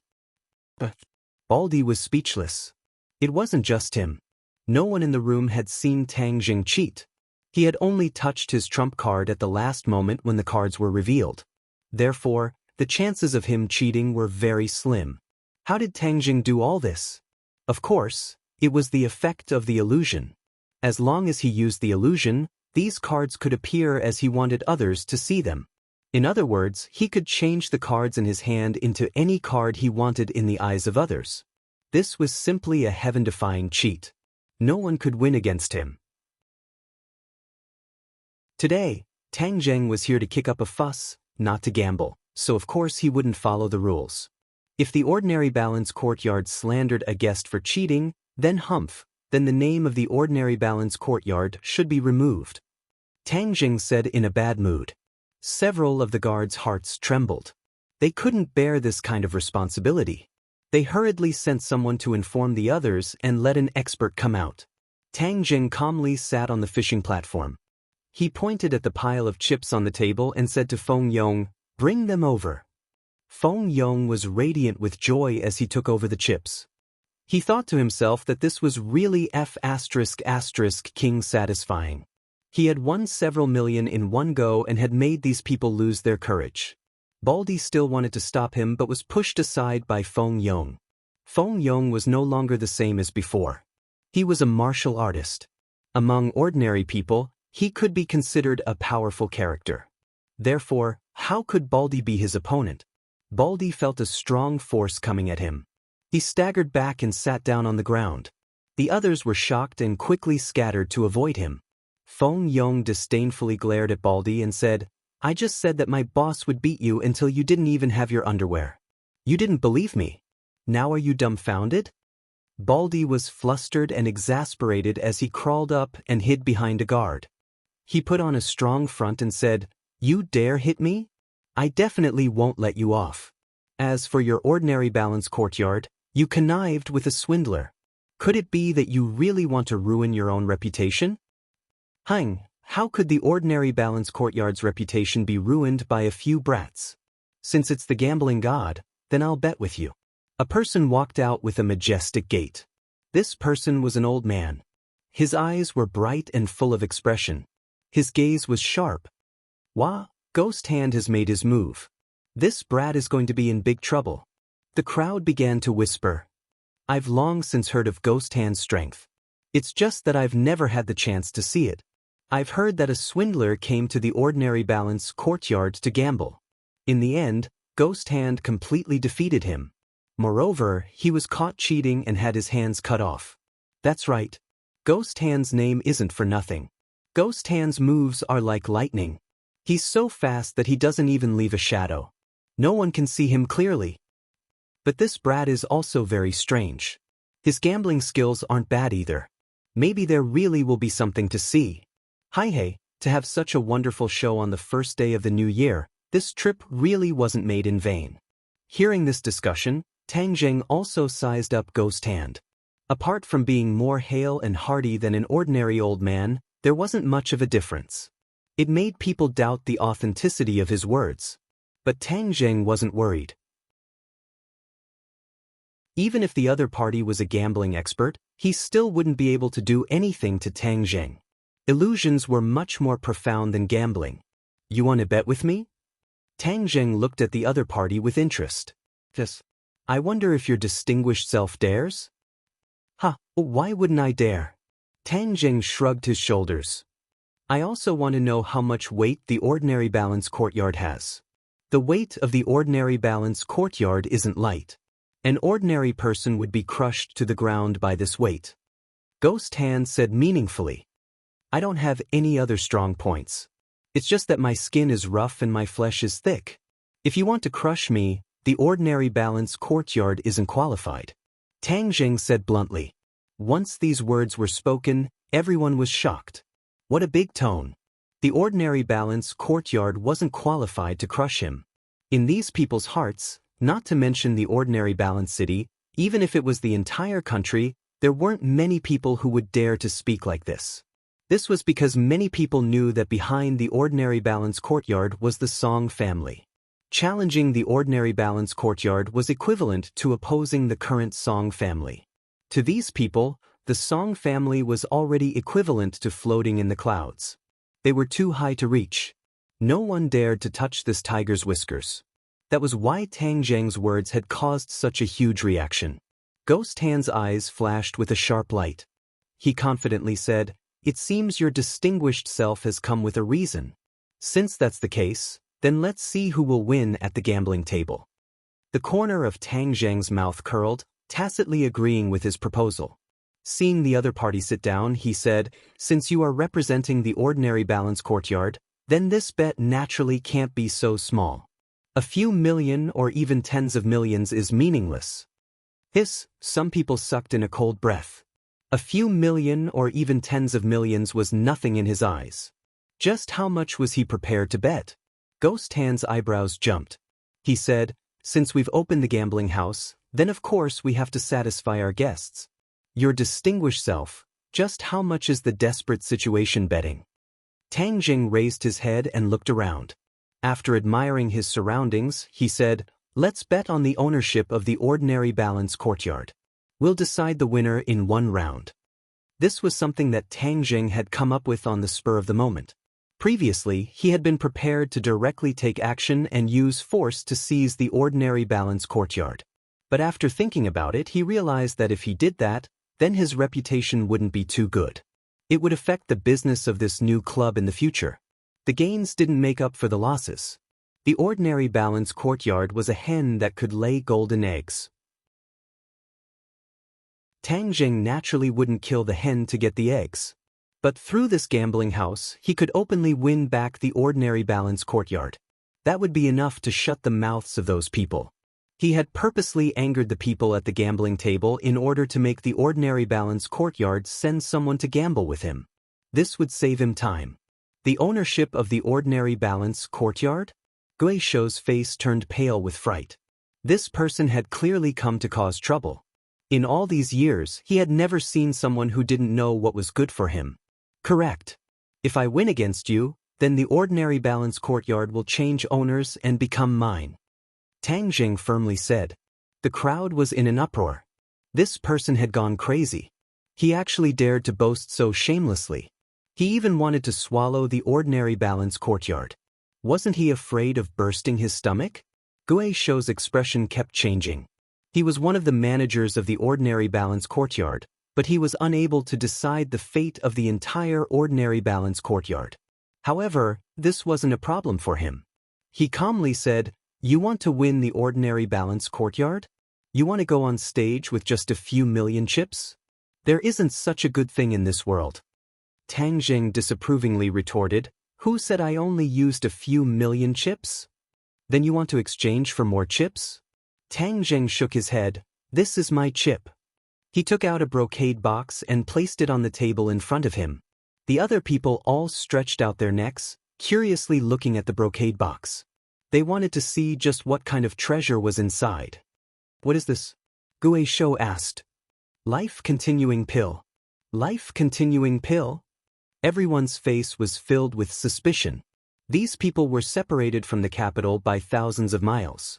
Although the last auction had caused a huge commotion, the majority of them still didn't know the details of this matter. Of course, they hadn't heard of the life-continuing pill. Gui Shou's face was also filled with suspicion.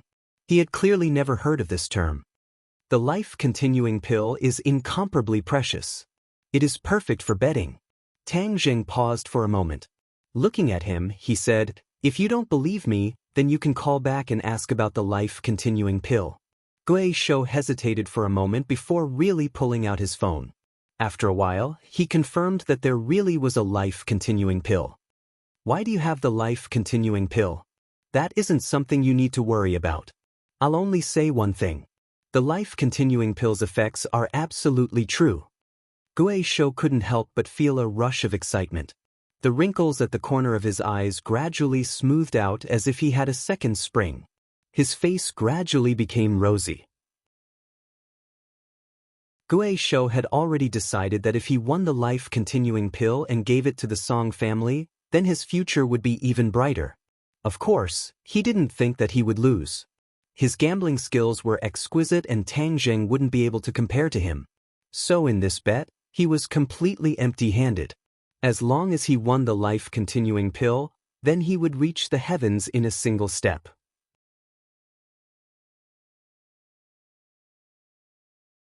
Chapter 549. The others didn't know what the hell the life-continuing pill was, but it was actually worth so much money. They all rubbed their eyes, preparing to see the true face of the life-continuing pill after Ghost Hand won so that they could brag to others in the future. It was clear that the majority of the people still believed in Ghost Hand's gambling skills. They believed that this gambling god who had suddenly appeared must be bluffing and would definitely lose. Ghost Hand signaled the beautiful dealer with his eyes, allowing her to deal the cards. The others surrounded the gambling table, admiring this unique gambling game. Just at this moment, a person quickly walked into the gambling hall and loudly shouted, "Tang Jing, you sure have guts, daring to come to the ordinary balance courtyard to cause trouble." The crowd was fiercely split apart as the people surrounding the gambling table staggered back, revealing a path. A person walked in with the vigor of a tiger. Many people angrily glared at him, wanting to scold him, But when they met his eyes, their hearts trembled and they swallowed the words that were about to come out of their mouths. Seeing this person, Tang Zheng's pupils couldn't help but shrink. His gaze became sharp as he expressionlessly looked at the other person and asked, "Qin Lao, it's really been a long time. Why didn't you stay in Beijing? What did you come to the Ordinary Balance courtyard for?" This person was Song Yu's bodyguard. Back then, the two of them had met for the first time in the Ordinary Balance courtyard. At that time, Tang Zheng was quite afraid of him. Greater than over equal to greater than over equal to, but things were different now. Tang Zheng no longer needed to be afraid of the other person. Qin Lao heard Tang Zheng's question and said with an unkind expression, "I can come and go as I please. Do I need to tell you what to do?" Actually, when Qin Lao saw Tang Zheng again, his heart was filled with anger and regret. If he had hardened his heart back then and directly killed Tang Zheng, then he wouldn't have created such a strong enemy for the Song family. However, there was no medicine for regret in this world. As he watched Tang Zheng grow stronger step by step, he felt powerless. He deeply felt a sense of powerlessness. As a person who thought highly of himself, he could accept being weaker than the members of the several great families. However, he couldn't bear to see Tang Zheng become stronger. This was because he had looked down on Tang Zheng from the very beginning. Of course, Tang Zheng could tell that the other party was looking down on him, but he didn't care and said, "You don't need to tell me, but Ordinary Balance is my hometown. If the Song family dares to stir up trouble here, I definitely won't stand by and watch." A murderous glint flashed in Qin Lao's eyes. This time, he was not here for a vacation. He was here with a mission. The Song family really regarded Tang Zheng as a threat, so they began to research strategies to deal with Tang Zheng. After some discussion, they finally decided to start with Tang Zheng's headquarters, Ordinary Balance. Hadn't the underground forces in Tang Zheng's hands been wiped out? Then, they would take advantage of this period of vacuum to occupy the underground world of Ordinary Balance. From there, they could use this underground force to attack Tang Zheng when necessary. Of course, this wasn't a complicated matter, and it wasn't a big deal. Therefore, the Song family only sent Elder Qin as a representative. A few days ago, they had contacted the underground forces in the surrounding counties and cities and were prepared to take action after the Spring Festival. Of course, these underground forces were flattered and treated Qin Lao as a distinguished guest. Usually, they would not have the opportunity to get in touch with the famous Song family. Of course, they would not let go of this once-in-a-lifetime opportunity. They had been waiting for Qin Lao to give the order. Then, the army would come and occupy the underground world of Ordinary Balance. Although the underground forces of the nearby counties and cities had heard of the power of Chongheng City's extraordinary underground forces, they were still swept away by the authorities in the end. Therefore, their original trace of fear disappeared like smoke in thin air. However, Qin Lao never expected to see Tang Zheng in Ordinary Balance's courtyard on the first day of the Spring Festival. He did not believe that Tang Zheng came with bad intentions. He did not believe that Tang Zheng came just to win a few rounds of gambling. Therefore, when he found Tang Zheng's figure in the surveillance and Ghost Hand wanted to bet with him, he could not wait to rush over. No matter what Tang Zheng's purpose was, he would not let Tang Zheng succeed. Hearing Tang Zheng's threat, Qin Lao held back his killing intent. However, the others were stunned. Just who was this person? He actually dared to go against the Song family's people. Some well-informed people immediately remembered that Ordinary Balance had caused a huge uproar and instantly guessed Tang Zheng's identity. Those who originally had a doubtful attitude could not help but somewhat believe it. Perhaps, this young man called Tang Zheng really did have outstanding ability. That was why he dared to go against the Song family and cause such a huge disturbance. Tang Zheng, I don't care what you do in other places.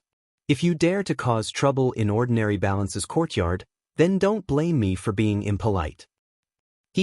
Ordinary Balance's courtyard is open for guests. Is this how you treat your guests? If you really have something to say, then it won't be too late to say it after I finish betting with Ghost Hand. Tang Zheng said.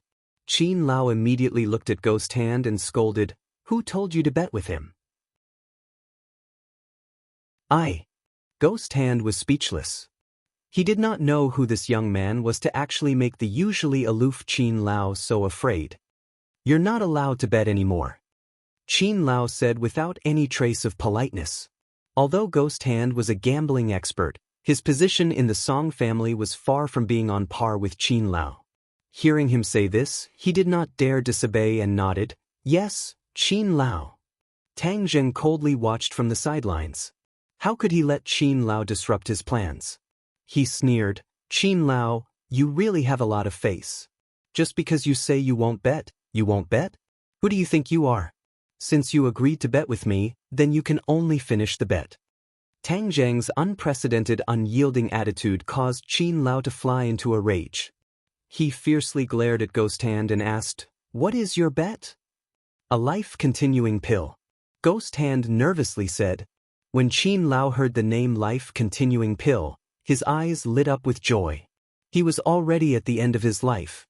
If he could obtain a life-continuing pill, then his future cultivation would definitely be able to reach the next level. Although the Song family had obtained 2 life-continuing pills at the auction, where would he get a share? So when he heard the 3 words life-continuing pill, he could not help but feel a surge of emotion and let his imagination run wild. But before he could be happy for too long, he saw Tang Zheng point to the roof and add, "There is also this ordinary balance courtyard." "What? Ordinary balance courtyard?"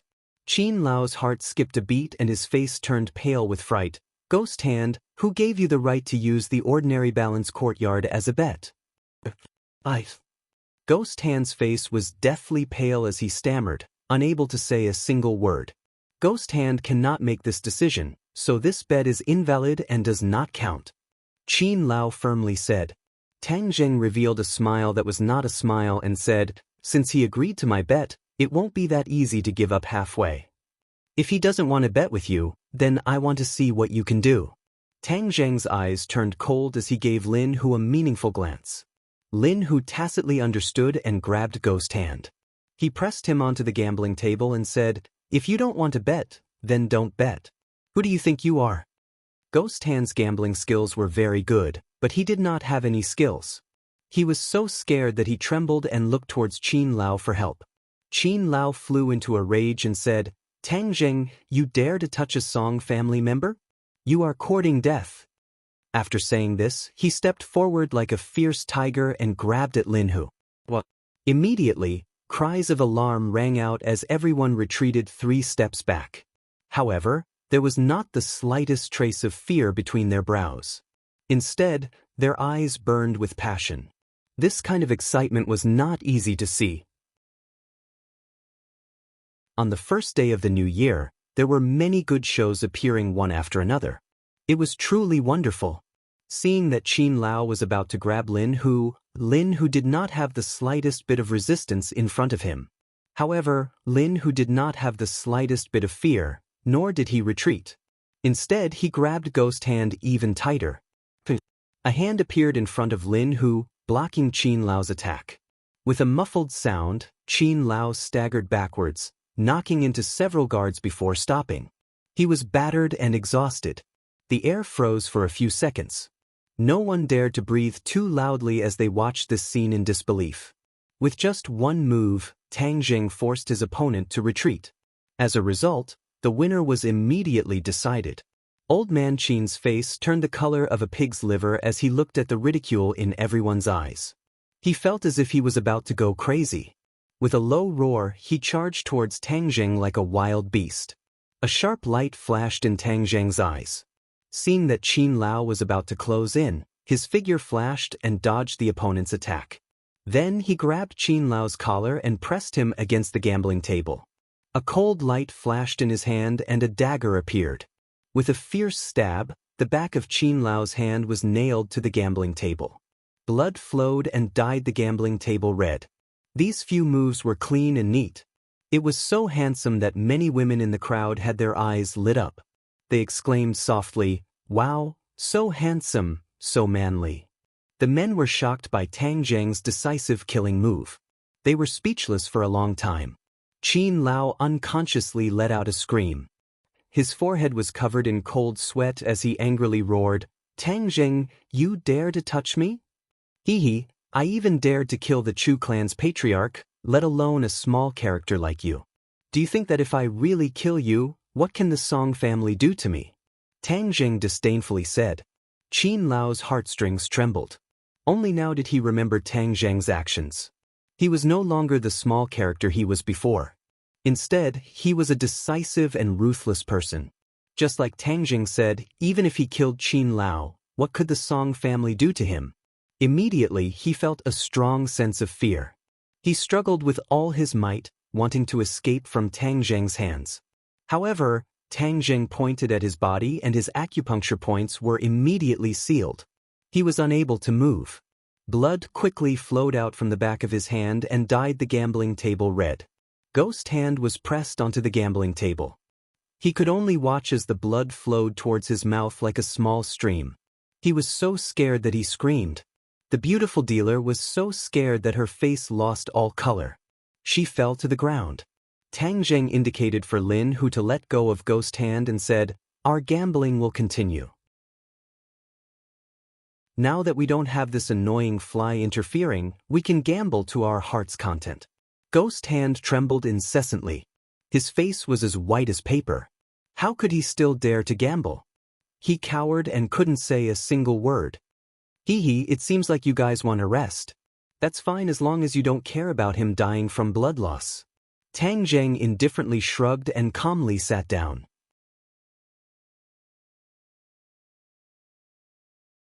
Chapter 550. At this moment, Tang Zheng's aura was like a rainbow. Many people didn't dare to look at him directly, but Feng Yong was excited. He looked at Tang Zheng with eyes full of worship. He thought to himself that if he could be this handsome one day, he would have no regrets in life. Ghost Hand finally overcame the fear in his heart and urged, "Then let's hurry up and gamble." He was deeply afraid that Qin Lao would die from excessive blood loss because of him. If that happened, he would be blamed. The Song family would definitely hold him responsible. The young man in front of him was clearly here to cause trouble. Since he wasn't even afraid of the Song family, what else could he say? He could only use all his skills to gamble on this round. However, his confidence was no longer as strong as before. He was worried about his gains and losses. Tang Jing squinted his eyes and smiled. He said to the dealer sitting on the ground, "Beauty, it's your turn to deal the cards. Don't be afraid. I'm not a bad person." The dealer was about to cry. "You're not a bad person? You pierced someone's palm with a knife and you're not a bad person." She was scared to death. With great difficulty, she restrained her weakness and stood trembling in front of the gambling table. However, when she saw the red blood that stained half of the gambling table, she almost fainted. "Deal the cards," Tang Jing said. This time, it was a bet between two people. There was no need to add additional stakes. All 5 cards were dealt at once. The gambling table in front of Tang Jing and Ghost Hand was dyed red with blood. The dealer looked at Tang Jing inquiringly. Should the cards be dealt like this? That way, the cards would be stained with blood. Seeing that Tang Jing didn't respond, the dealer could only muster up the courage to deal the cards to the blood-stained area. However, when the cards were about to land on the gambling table, the blood on the gambling table seemed to have a life of its own. It automatically flowed in all directions, leaving a clean spot. Not a trace of blood stained the cards. When everyone saw this magical scene, they were amazed. They didn't know how Tang Jing did it. However, Ghost Hand's cards didn't have such preferential treatment. They were directly dealt into a pool of blood, which made the corner of Ghost Hand's mouth twitch. After the 5 cards were dealt, the faces of the two were very strange. The Ghost Hand table had 10 of spades, J, Q, and K, which had a straight flush. On the other hand, Tang Jing's cards were much smaller and very messy, with 2 of spades, 3 of spades, 7 of spades, and 9 of spades, but there was also a possibility of a flush. Everyone else stared at their cards with their eyes wide open. It was as if they wanted to use X-ray vision to see through their cards. This kind of card was too interesting. There were many possibilities. Netherclaw resisted the urge to vomit and picked up a corner of his trump card from the pool of blood. The others also wanted to take a closer look, but Netherclaw blocked their line of sight, making it impossible for them to see. Tang Zheng also looked at Netherclaw with interest. Since this person's gambling skills were so exquisite, and he was called Netherclaw, then he must have 1,000 techniques that had reached perfection. Otherwise, unless it was someone like Tang Zheng who knew magic, how could others get whatever cards they wanted? Tang Zheng had never seen anyone cheat, but when he thought about it, it was nothing more than 2 fast hands, changing cards before anyone noticed. Therefore, Tang Zheng specially stared at Netherclaw, wanting to see some clues. As expected, the moment Netherclaw raised his card, a card slipped out from his sleeve. With a light hook of his finger, the card on the table slipped into his sleeve. All of this happened in the blink of an eye. Ordinary people wouldn't be able to notice it at all. Only an expert like Tang Zheng could see through it. He smiled proudly in his heart. As expected of Netherclaw, he was as hard to detect as a ghost. However, he didn't expose him. In front of him, all kinds of techniques were useless. Netherclaw successfully changed his card, and seeing that Tang Zheng didn't have any reaction, he secretly let out a sigh of relief. The card change was successful, and the card in his hand was the Ace of Spades. Like this, it was a straight flush. Even if Tang Zheng also had an Ace of Spades, it would be enough to beat him. The moment he changed his card, Tang Zheng saw that his trump card had changed to the Ace of Spades, so he also knew his trump card. Even so, he sat steadily on Mount Tai, not showing the slightest bit of abnormality. Ordinary Balance's courtyard is safe. Netherclaw silently said in his heart, "This person is still lacking. My title of Netherclaw is not for nothing." Tang Zheng looked at Netherclaw without batting an eyelid and said, "You're so confident. It seems like you got a good set of cards?" Netherclaw reservedly said, "It's okay."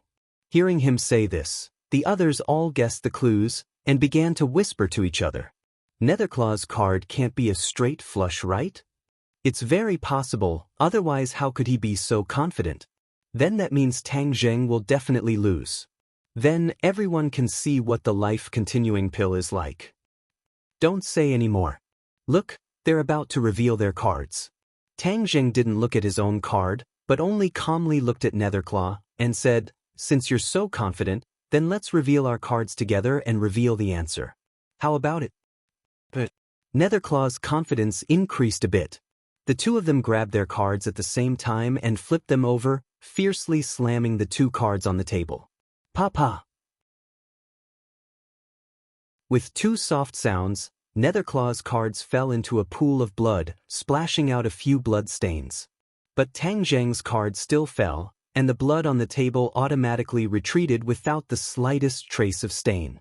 Everyone's eyes widened as they looked at the 2 cards, and cries of alarm rang out. "Wah, how could it be this kind of card?"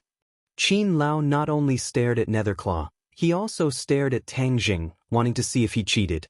But he saw that Netherclaw cheated, but he didn't see any sign of Tang Zheng breaking the rules.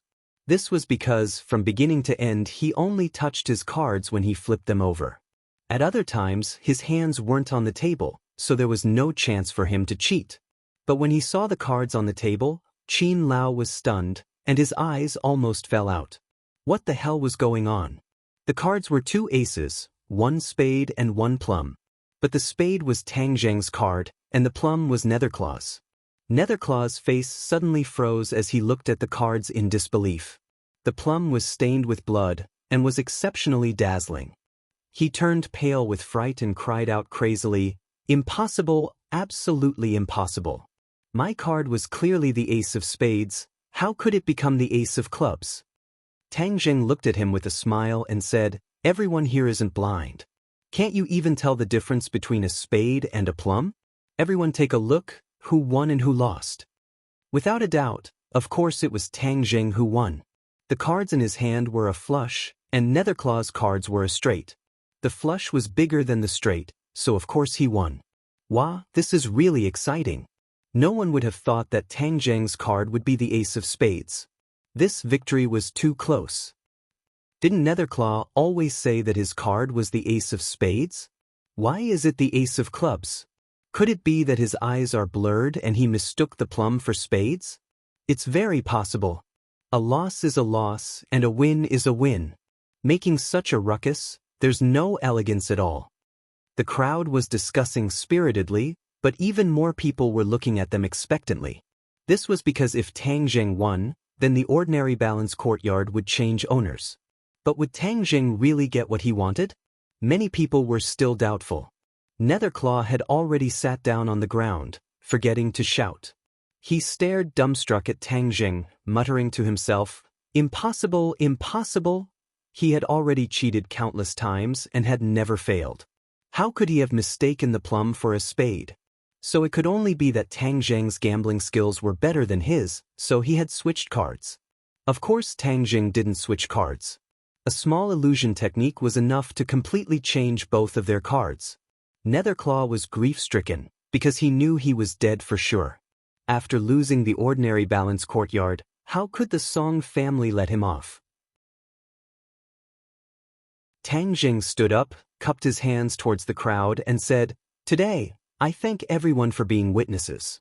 From now on, the ordinary balance courtyard will change its surname to Tang. I hope everyone will support me in the future." "Tang Zheng, don't even think about it." Qin Lao gnashed his teeth and said weakly. Tang Zheng looked at him with ridicule and said, "Today is a joyous day. I don't want to kill anyone, so you better shut your mouth.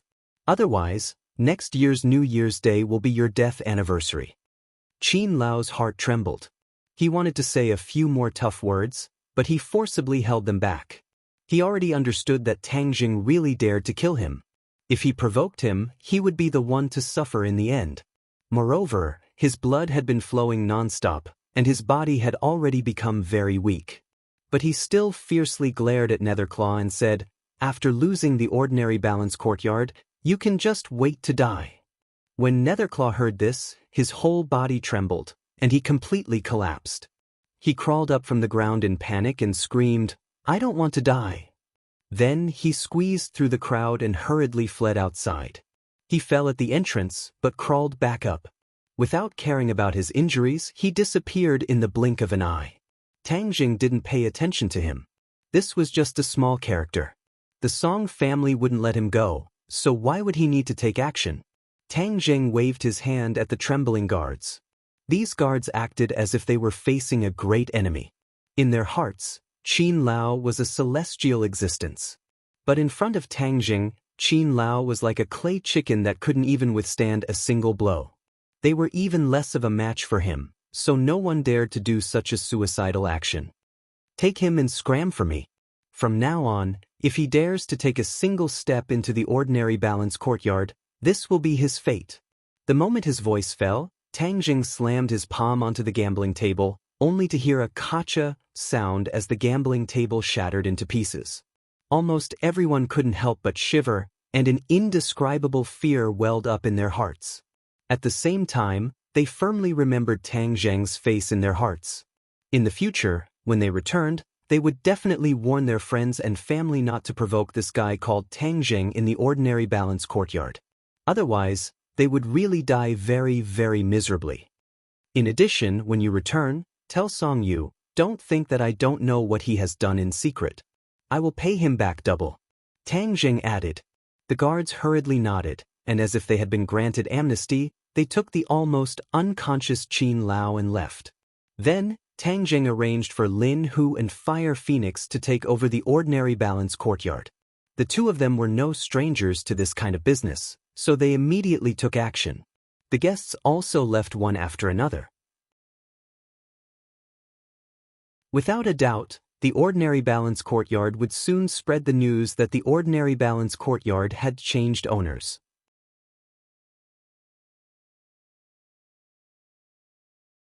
Chapter 551. The guards in Ordinary Balance's courtyard had been dismissed, but it was impossible for such a big club to not have any guards. However, this was not a problem for Tang Zheng. He still had the mysterious power of the witch tribe in his hands, which was more than enough to be a guard. There was probably no other club with such a strong security force. Under the leadership of Tian Chanzi, the witch tribe had already gained a foothold in the southwest neighbor. Since his identity had been exposed, the witch tribe had to slowly stand on the stage. Coincidentally, during the Chinese New Year, he finally got in touch with Tian Chanzi.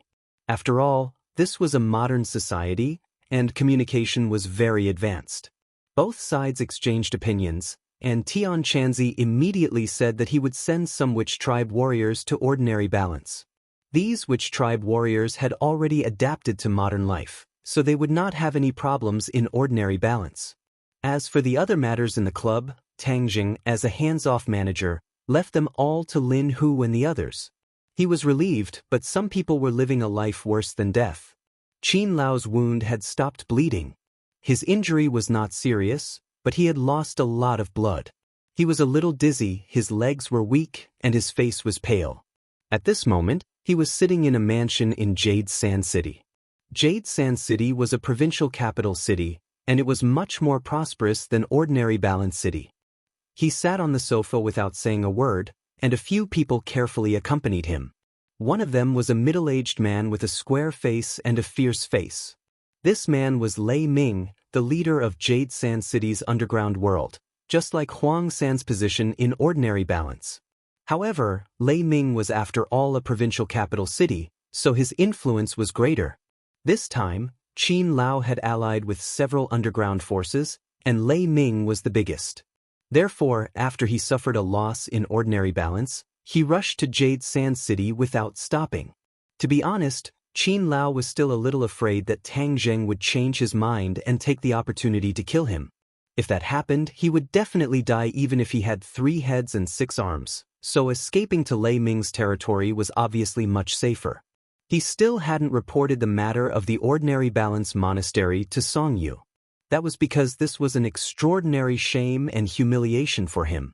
Although the Ordinary Balance Monastery wasn't that important to the Song family, it had still fallen into the hands of others. If others found out, they would definitely become a laughingstock. Qin Lao was hesitant. He wasn't willing to flee back to Beijing like this. If he did, he wouldn't be able to raise his head in the Song family. However, he couldn't think of a good way to take back Ordinary Balance Villa. After a while, Lei Ming finally couldn't bear it anymore. He said with righteous indignation, "Qin Lao, don't worry. He's just a kid who hasn't even grown hair yet. This time you've fallen into his trap. Next time we'll just have to find our way back." Qin Lao's eyebrows jumped. He was about to angrily say, "Do you think it'll be that easy to find our way back?" However, he swallowed the words that were about to come out of his mouth. He thoughtfully looked at Lei Ming and nodded. With Boss Lei's words, "Then I'm relieved." Lei Ming was overjoyed. His actions had finally moved the other party. He hurriedly said, "Qin Lao, just watch. I'll definitely make this kid look good." "Huh, then what are you going to do? Doesn't he have a property in Ordinary Balance? We have a lot of people. We'll just directly smash his property and let him know the consequences of offending the Song family and you, Qin Lao." Lei Ming said as if it wasn't a big deal. Qin Lao sighed in his heart. He thought that the other party had some kind of trick up his sleeve, but it turned out that it was just a bunch of cheap tricks. They couldn't attack Tang Zheng's foundation at all. In the eyes of ordinary people, these so-called underground powers were so fierce that they did not dare to provoke them, but in Old Man Qin's eyes, they were too small. The young master's move was not very clever, but it could only give Tang Zheng a little bit of trouble. However, Qin Lao didn't attack Lei Ming's self-confidence. Instead, he encouraged him, "Oh, then I'll leave it to you." Lei Ming was overjoyed. He pointed at a young man sitting next to him and said, "Qin Lao, this is my son. I'll leave this matter to him. I guarantee that he'll do a good job." If Tang Zheng was here, he would definitely recognize this young man. This was the handsome young master who was slapped by Lan Yu in the shopping mall. His full name was Lei Jun. The handprint on Lei Jun's face had already disappeared, but the evil fire in his heart had nowhere to vent. That day, he was slapped in front of a big star. After the incident, he still couldn't find the culprit. This caused him to lose a lot of face. The big star that he originally had hopes of winning over flew away just like that. It was too late for regrets. Since his old man gave him such an important task, then he would use this person to vent his anger and relieve the evil fire in his heart. Lei Jun looked at Qin Lao and squeezed out a smile, saying, "Qin Lao, please rest assured. I will definitely not disappoint you and complete the task." Qin Lao nodded his head in approval. But Qin Lao didn't place his hopes on this unreliable father and son pair. Instead, he went to find another person. In this province, only he had the authority to help him take back the ordinary balance courtyard. Tang Jing didn't know about Qin Lao's countermeasures. The sky was already dark. Just as he returned to his house, he was stopped by two people downstairs. Lan Yu and Wu's faces were calm. After seeing Tang Jing, Lan Yu squeezed out a smile with great difficulty and said, "Little Zheng, I have to go." Tang Zheng's eyes flashed with a strange light. He thought that Lan Yu wanted to fight a long battle to the death. He didn't think that he would compromise so quickly. He was secretly happy and nodded his head without batting an eyelid. "Little Zheng, I originally thought that I could stay by your side to make up for the mistakes and regrets of these years. I didn't think that the heavens would make a fool of me. I have no choice but to leave." Lan Yu's expression was lost as he bitterly said, "If you have something to do, then go do it." Tang Zheng's heart couldn't help but soften. Although this period of time was short, he had seen everything that Lan Yu had done. However, it was impossible for him to forgive her just like that. In the future, you have to take good care of yourself. Don't put yourself in danger. Calm down when you encounter trouble. Don't be merciful to your enemies. Otherwise, the one who will be hurt in the end will be you or your family. Lan Yu began to nag endlessly, completely like a mother who was about to leave to her son.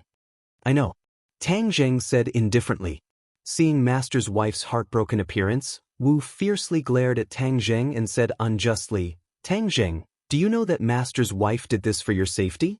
Even Master and the martial sect broke off because of you. Do you know?"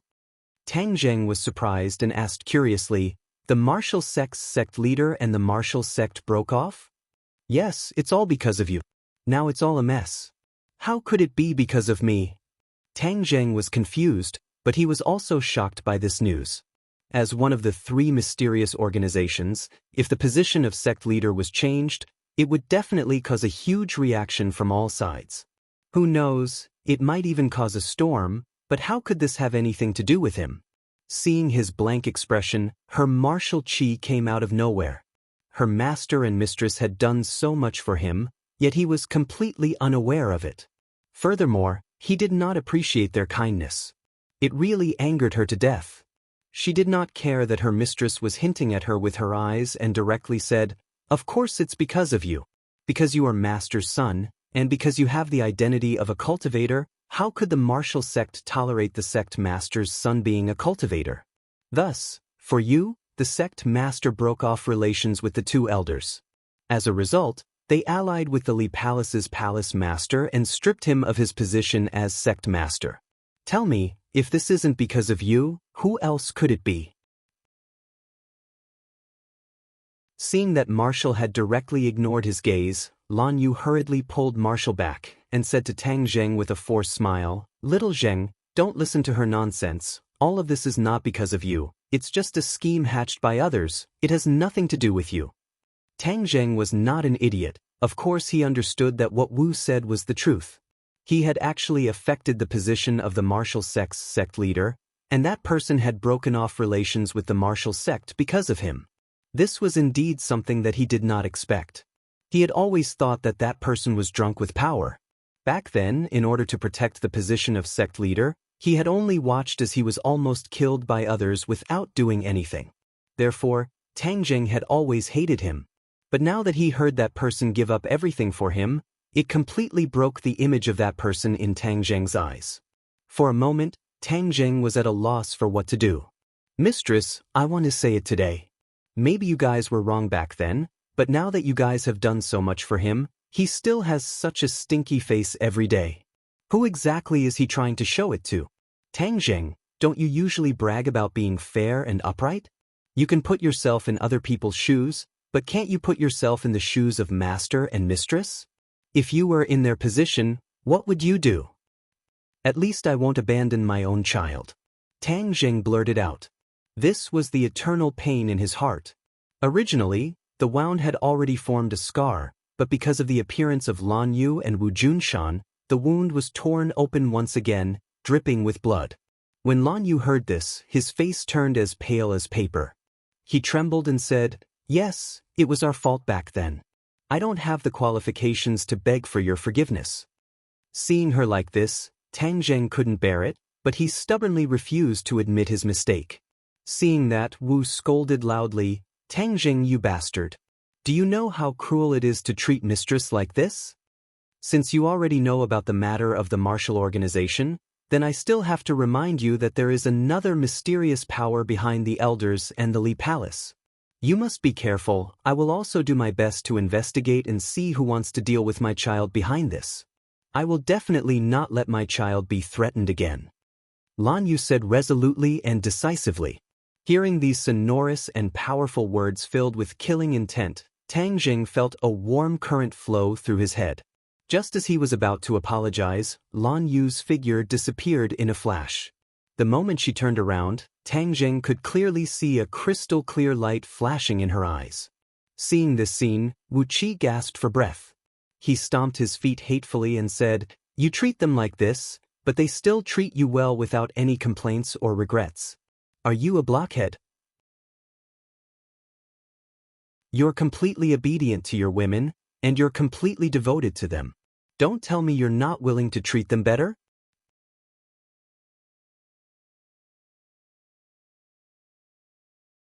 Chapter 552. On the first day of the new year, Linger and AI Me left the ordinary balance and started the star creation project step by step according to the plan. Marshall came one after another and still occupied Tang Zheng's bedroom. Moreover, she did not have a good expression as she gnashed her teeth, wishing that she could beat up Tang Zheng. Tang Zheng originally did not want to bring along this burden, but he knew that his previous actions were somewhat inappropriate, so even if Marshall was resentful, he did not fight back. In any case, it was not like Marshall had not been by his side before, so he had already adapted to this kind of life. However, the old man was somewhat disappointed with Lan Yu's departure. He originally thought that this mother and son pair would improve their relationship, but it seemed that the road ahead was long and not easy. On the second day of the new year, Tang Jing did not stay idle as he came to Fang Shishir's house early. This was because yesterday, Fang Shishir had told his parents that she wanted to have a meal with him. The only regrettable thing was that Marshall, this burden, did not leave. No matter how he threatened her, she did not buy it. In the end, he had no choice but to compromise. Marshall did this on purpose. Tang Jing dared to treat his master and mistress like that, so she could not let him do as he wished. She was very happy to add a bit of pressure to his heart.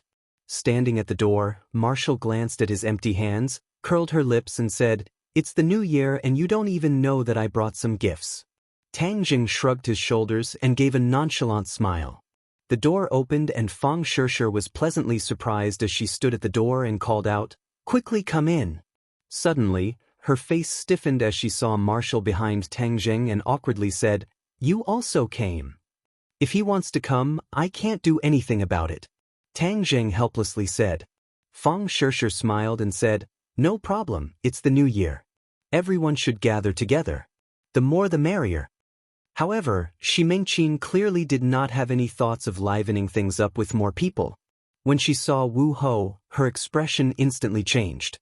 She thought in her heart, just what is this Tang Jing up to? He even brought a girl to my house. Is he really trying to anger me? When she saw that Tang Jing was empty-handed, her face darkened. How could he not bring any gifts on New Year's Day? Was this the attitude of a junior? He didn't even put her in his eyes. Even though Shi Mengqin already knew that Tang Zheng's background was not simple, it was also because of this that she took the initiative to invite Tang Jing to her home as a guest. Her attitude towards Tang Jing was unpredictable. Every time she found him pleasing to the eye, Tang Jing would make some trouble for her. But after that, he would give her a big surprise. She had no choice but to adjust her attitude, which made her very tired. Fang Chonghua, on the other hand, was much calmer. He didn't have a strong impression of Tang Jing, although Tang Jing had many good points and flaws.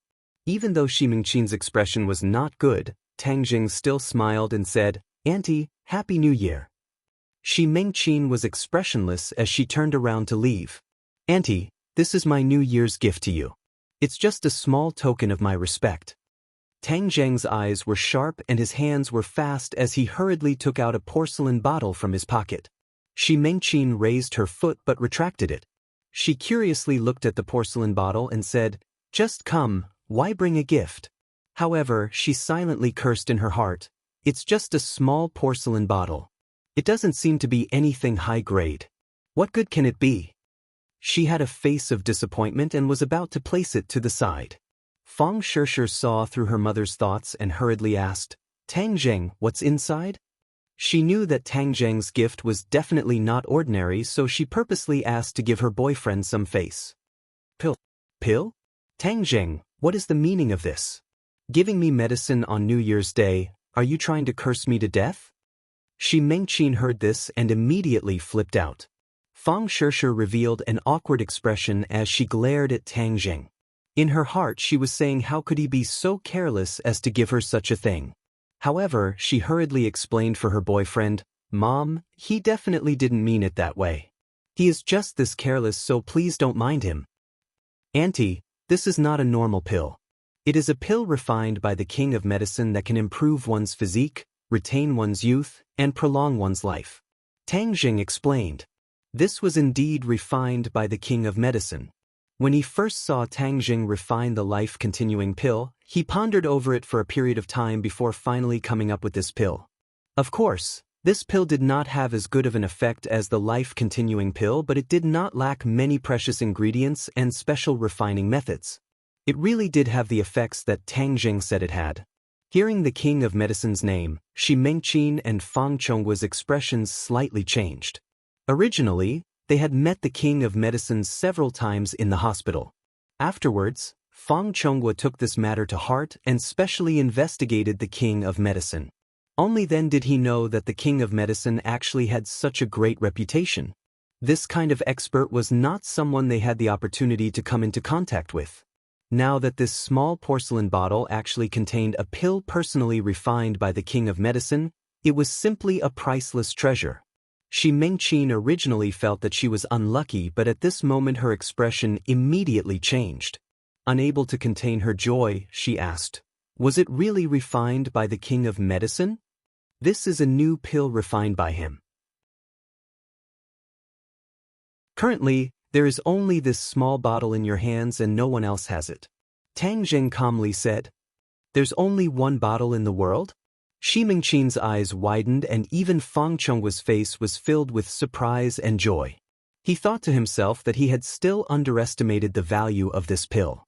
However, since there was only one bottle in the world and it was in Tang Zheng's hands, then how good was the relationship between Tang Zheng and the king of medicine? Otherwise, why would the king of medicine give such an important pill to him? Even though Fang Chonghua always knew that Tang Zheng would give him a surprise from time to time, he did not think that the surprise this time would be so big. Shi Mengqin hurriedly put it into her bosom as if she was afraid that Tang Zheng would go back on his word. This caused Fang Shishir to helplessly roll her eyes. Her mother was sometimes too snobbish, causing her to feel helpless. Tang Zheng already knew of Shi Mengqin's nature and did not mind. He then took out a jade bracelet and a jade guanyin and said, "This jade bracelet is prepared for auntie and this jade guanyin is prepared for uncle." Now that Tang Zheng had money, the jade items he bought would not be as low-end as before. These two jade items were worth several 100,000 each, and even in Shi Mengqin's eyes, they could be considered a decent gift. The contrast between Tang Zheng's before and after was too big, causing Shi Mengqin to be at a loss. She thought to herself that he could not have taken out the gifts earlier. This kind of contrast between before and after really made her heart unable to take it. Seeing her parents treat these two gifts as normal jade items, Fang Shishir hurriedly explained, "Dad, Mom, you must not look down on these two gifts. Their value is not any less than that bottle of pills. Don't joke around. It's only two jade items, how could they be compared to this kind of priceless treasure?" Shi Mengqin disagreed. "It's true. These two items are not normal jade items. They have been refined using a special method so they have a defensive effect. If someone attacks the wearer, the jade item will automatically cancel out the attack and protect the wearer." Shi Mengqin and Fang Chonghua looked at each other in dismay as they both thought of the same thing, the temple's magical equipment. Many rich people like to go to the temple to have their magical equipment consecrated by a great master. They believe that magical equipment can eliminate disasters, but many people understand that this is only a psychological effect. No one would actually be able to save their life because of this little toy. Hearing their daughter's words, they could not help but feel that their daughter was exaggerating. Seeing that they did not believe her, Fang Shishir anxiously said, "This is absolutely true. You must believe it." Tang Zheng spent a great deal of effort to refine these. He refined them. Tang Zheng smiled and nodded his head. The two of them were not clear on matters regarding cultivators and did not know Tang Zheng's true identity. Half believing and half doubting, they said, "Okay, we believe you. You must remember to wear them on your body at all times." Fang Shishir warned. Tang Zheng did not explain any further. Although the two of them clearly did not believe in this kind of miraculous use, they placed more of their attention on the small bottle of pills. Shi Mengqin asked for the details of how to use the pills and impatiently ran back to her room. After this interruption, the originally awkward atmosphere became joyous and harmonious. Fang Shishir quietly said to Tang Zheng, "Mom locked the pills in the safe as if she was afraid someone would steal them."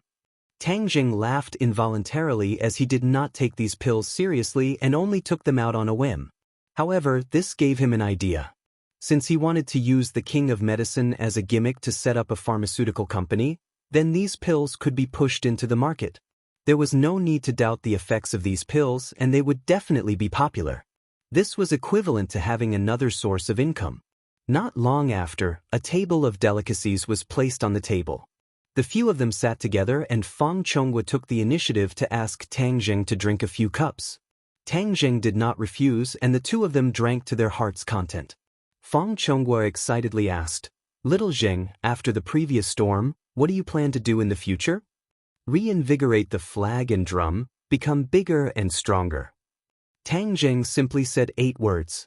Fang Chonghua wrinkled his eyebrows and said, "This will not be easy. Where there is a will, there is a way." Tang Zheng faintly smiled, full of confidence. Fang Chonghua was suddenly startled as he was infected by Tang Zheng's strong confidence and could not help but feel ashamed of his own inferiority. He was implicated by Tang Zheng and during the Dragon Group's storm last time, several of his real estate projects were stopped. Thus, many of his business partners suddenly withdrew their investments, causing his capital chain to break. Although he was not bankrupt, he had no choice but to part with his treasures and stop many of his real estate projects. This year, he did not have a good new year. When he was alone, he would often frown and sigh. Now, he did not have a place to raise funds and as time passed, his situation would only worsen. However, he was at his wit's end and could not find a breakthrough. "What are you planning to do?" Fang Chonghua casually asked. Tang Zheng did not hide anything and told him his business plan. Gradually, Fang Chonghua's face became more and more serious and finally became shocked. The wine cup in his hand tilted and he did not even notice the wine spilling on his clothes.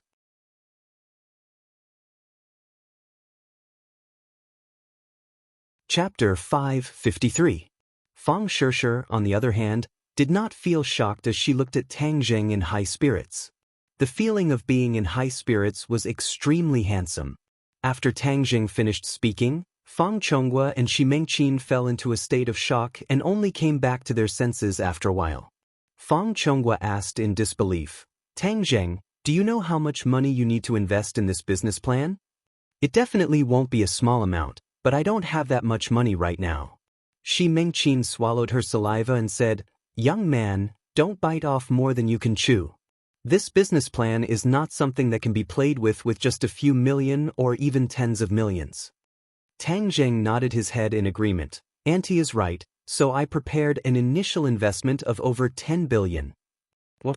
The husband and wife seemed to have springs under their butts as they both jumped up from the sofa and exclaimed in unison. 10 billion, Tang Zheng, don't joke around." Shi Mengqin frowned and criticized, "Young man, you can't bite off more than you can chew. Even more so, you can't carelessly boast as it has no practical use." She thought in her heart that this was a joke. "Did you think your family printed money?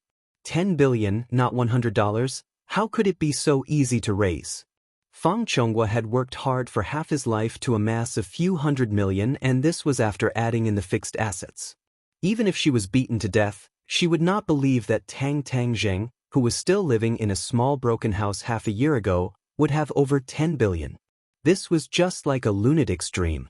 Fang Chonghua nodded his head in agreement with his wife's words and sincerely said, "I know you have great ambitions and this is very hard to come by, but the road must be walked step by step so that you won't fall."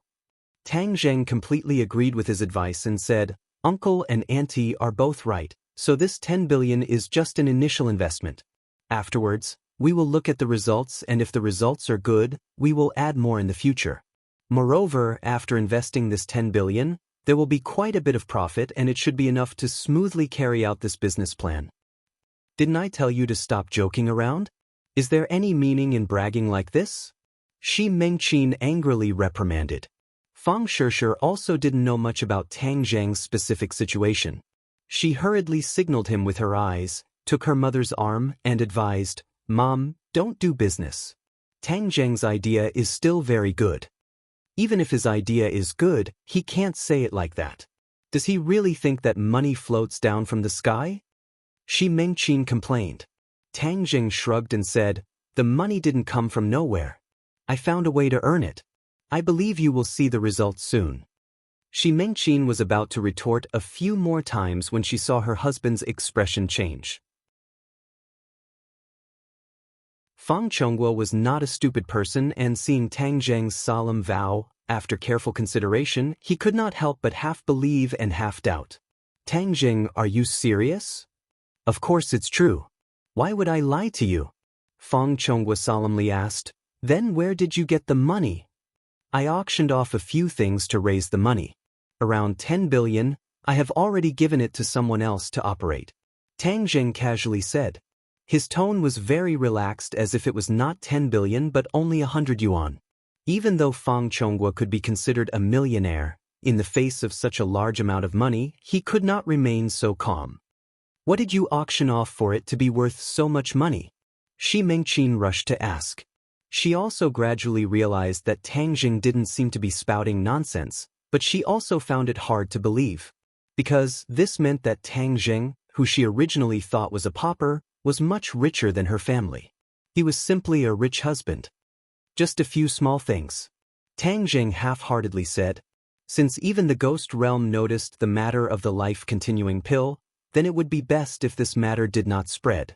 Seeing that Tang Zheng was not willing to speak in detail, Fang Chonghua did not force him. However, his heart was already in turmoil as he pondered just what could be worth such a large amount of money. Shi Mengqin's eyes began to shine as she stared at Tang Zheng as if she was staring at a gold ingot. She impatiently asked, "You said that you gave this money to someone else to operate. How can you be so careless? With such a large amount of money, do you think that other people won't run away with it?" Tang Zheng confidently said, "Of course not, I trust them." With such a large amount of money, how could a normal person bear it? Even if you trusted them before, you cannot expect to trust them in the future.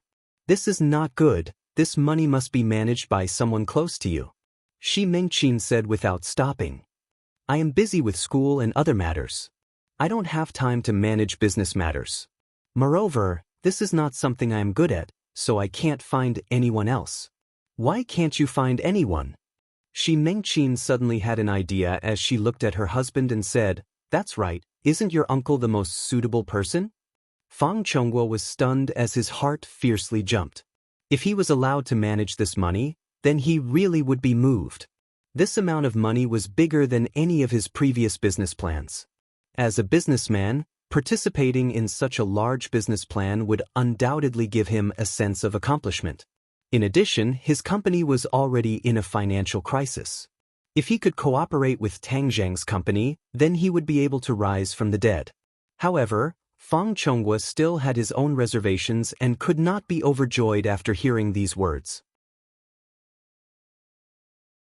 He purposely glared at his wife and complained, "This is his money, so of course he is the one making the decision.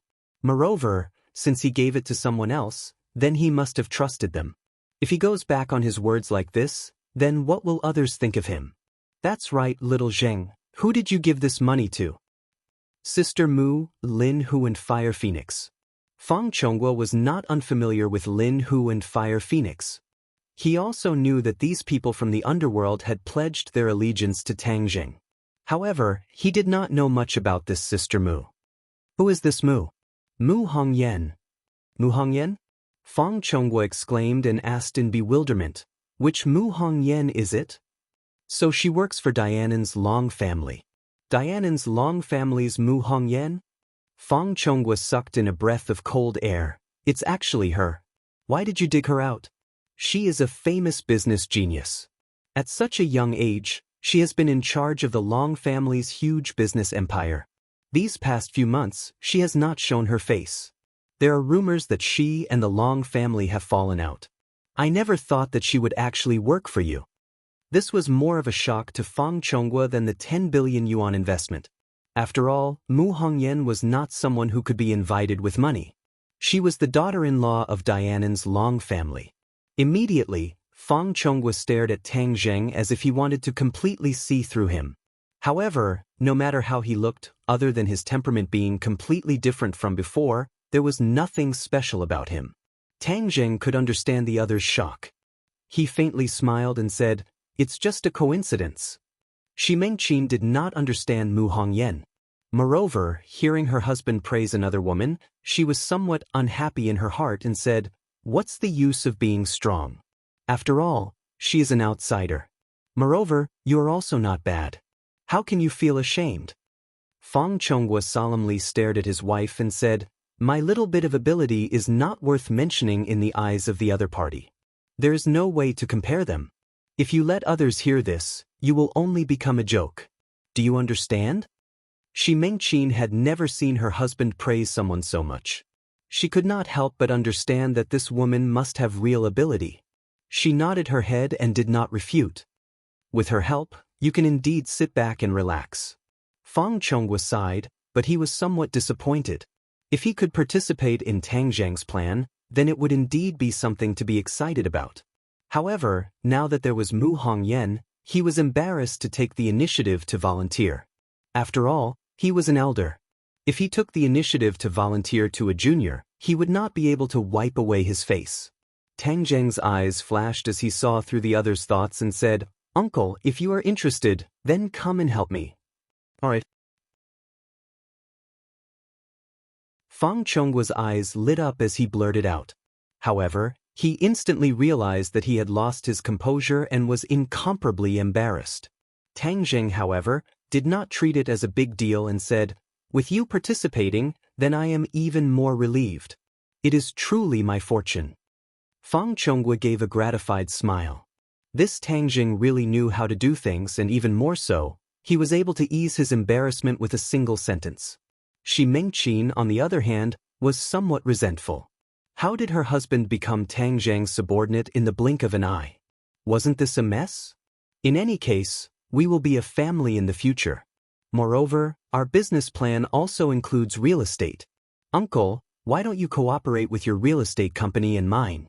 Everyone can develop together and earn money together. As for the specific situation, you have to discuss it with Sister Mu. Fang Chonghua truly felt grateful to the point of tears. This was truly a case of someone handing him a pillow when he wanted to sleep. Tang Zheng's words had reached the bottom of his heart and completely solved his urgent situation. Seeing her boyfriend and father happily chatting, Fang Shishir was also incomparably happy. This way, the barrier between her and Tang Zheng would be completely removed. Only Marshall did not say a word. He coldly looked at Tang Zheng and silently cursed. "You can be so good to people, why can't you be a little better to master and mistress? Ingrate." Marshall was originally prepared to be a burden to cause trouble for Tang Zheng, but he did not expect that the two people of the Fang family would be so easy to coax. After seeing so much money, they did not have any principles and were directly bought over by Tang Zheng. This meal was enjoyed by both the guests and the host. Shi Mengqin's face lit up with joy and a smile blossomed on her face.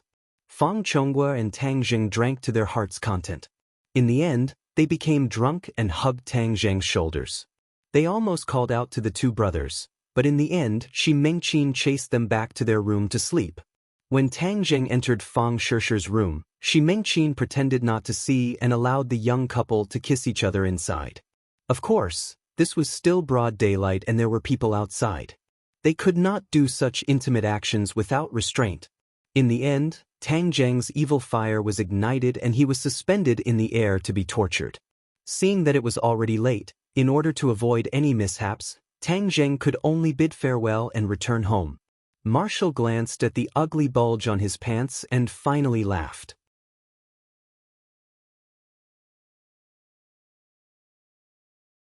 Chapter 554. Of course, Tang Zheng did not force his way into Marshall's room. He could only continue to make do with the sofa in the living room. In the dead of the night he was completely awake.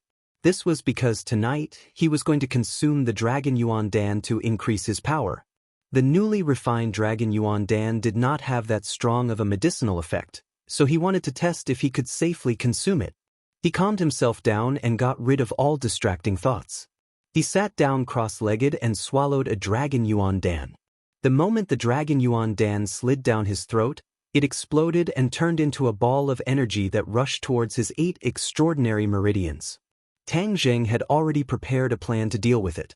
He multitasked and circulated the ancient Clear Heaven Scroll, the Chaotic Vajra spell and the Dragon God method. The 3 types of cultivation techniques began to circulate in their own mysterious paths, and the genuine qi surged like a surging river. The energy of the Dragon Yuan Dan was quickly broken into pieces and transported to various parts of his body bit by bit. Thump.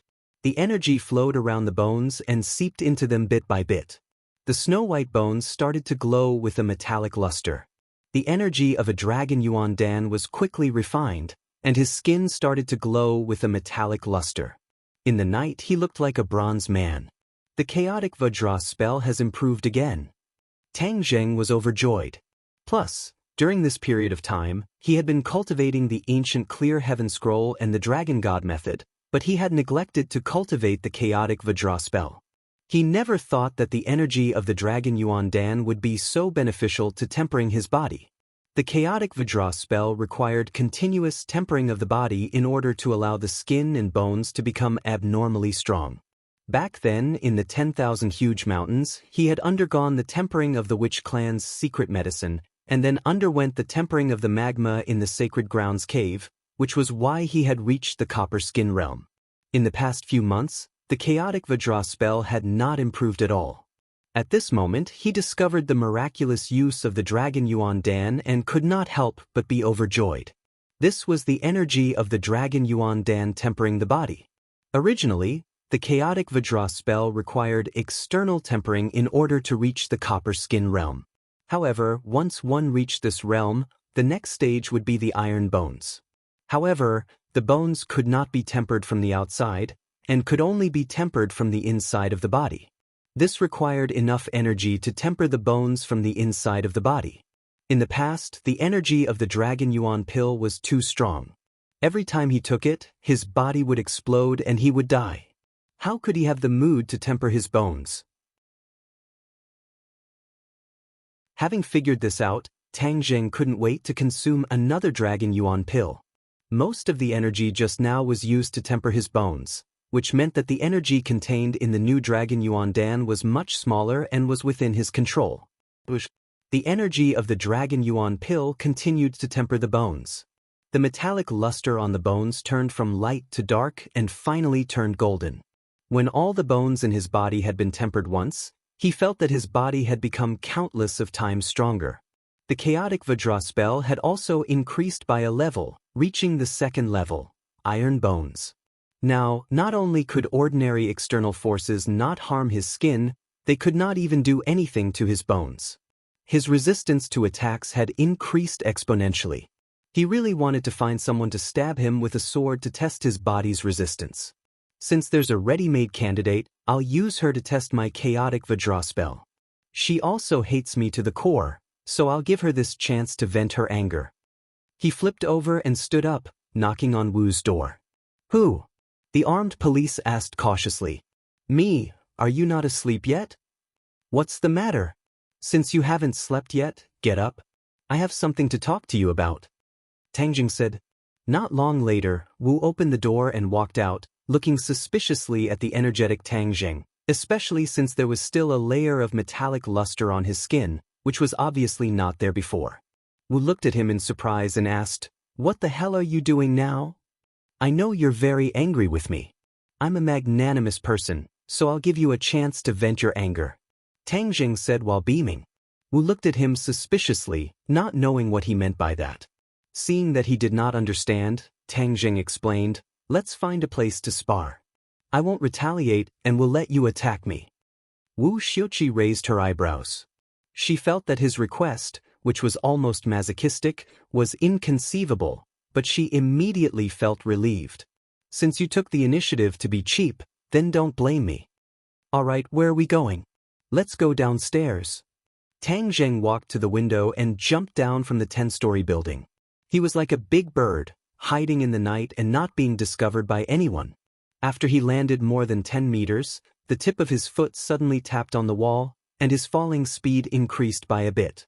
Seeing that he was about to land on the ground, the tip of his foot tapped on the windowsill of a house, removing most of the force. He landed steadily, lifting heavy as if it was light, and did not make the slightest sound. Wu followed closely behind like a shadow and landed on the ground. However, she did not lift heavy as if it was light, and made quite a bit of noise when she landed. Tang Jing pointed to a small forest next to the district and flew over. Only an afterimage could be seen flashing across the night sky. He flipped over the wall of the district and landed in the small forest. Wu's face was strange because she knew that she was unable to reach Tang Jing's level. She felt helpless and unreconciled with his speed of improvement. Back then, her cultivation was much higher than his. How could she be inferior to him now? She could not help but feel a sense of powerlessness and frustration in her heart, but in an instant, her eyes became firm and she chased after him. This time, he had to give Tang Jing a good look and vent his anger for his master and mistress. The night was like water, and the small forest was pitch black. Only the occasional bit of moonlight that penetrated through the clouds allowed people to clearly distinguish their surroundings. The two of them had outstanding eyesight and were not affected by the darkness. They stood facing each other. "Use this blade to attack me. I won't fight back," Tang Jing said as he handed Wu a large blade. Wu weighed the large blade in his hand. It was indeed a sharp blade that shone with a cold light. She looked at him in bewilderment and asked again, "You really want me to attack you? If you pass this village, you won't have this shop anymore. If you want to attack me in the future, it won't be easy," Tang Jing provoked. "Since you're asking for trouble, then I'll help you." Wu snorted, and with a whoosh, the broadsword slashed towards Tang Jing's chest. Bang! Tang Jing was forced back by the strong force. A crack appeared on his jacket, and his slightly golden skin was revealed. However, there was no blood, nor was there a wound. Marshall looked at this scene in shock. She had only used 30% of her strength in this slash, but she did not expect Tang Jing to not resist at all. After eating the slash, he was completely unharmed. Wu also knew that there were some people in the martial arts world who practiced martial arts and boasted that they had copper skin and iron bones. However, she knew that many people were just randomly bragging. If they really slashed with a large blade, they would still have to dodge. Furthermore, if they were not killed, they would still lose half their lives. However, Tang Jing was obviously different from those fake masters. He really used his body to resist the blade. "No matter what kind of martial arts you cultivate, eat my second blade.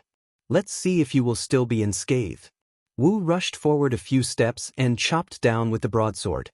The broadsword light lit up with a demonic red light in the darkness. Tang Jing's pupils constricted as he recognized that this was the mental cultivation method of the roaring flame blade.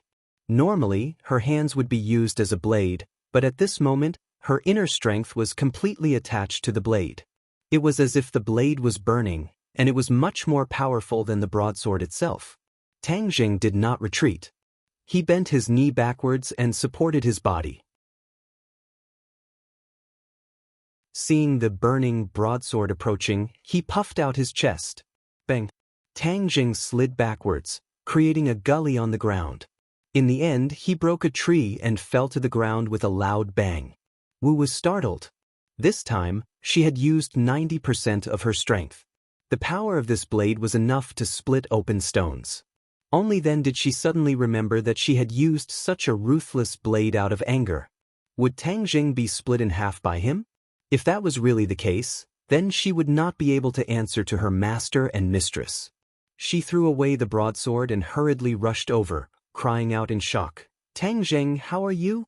Tang Jing laid flat on the ground. The taste of this blade was not good at all. A bright red mark appeared on his chest. His clothes had been completely torn apart by the broadsword, revealing his hard chest.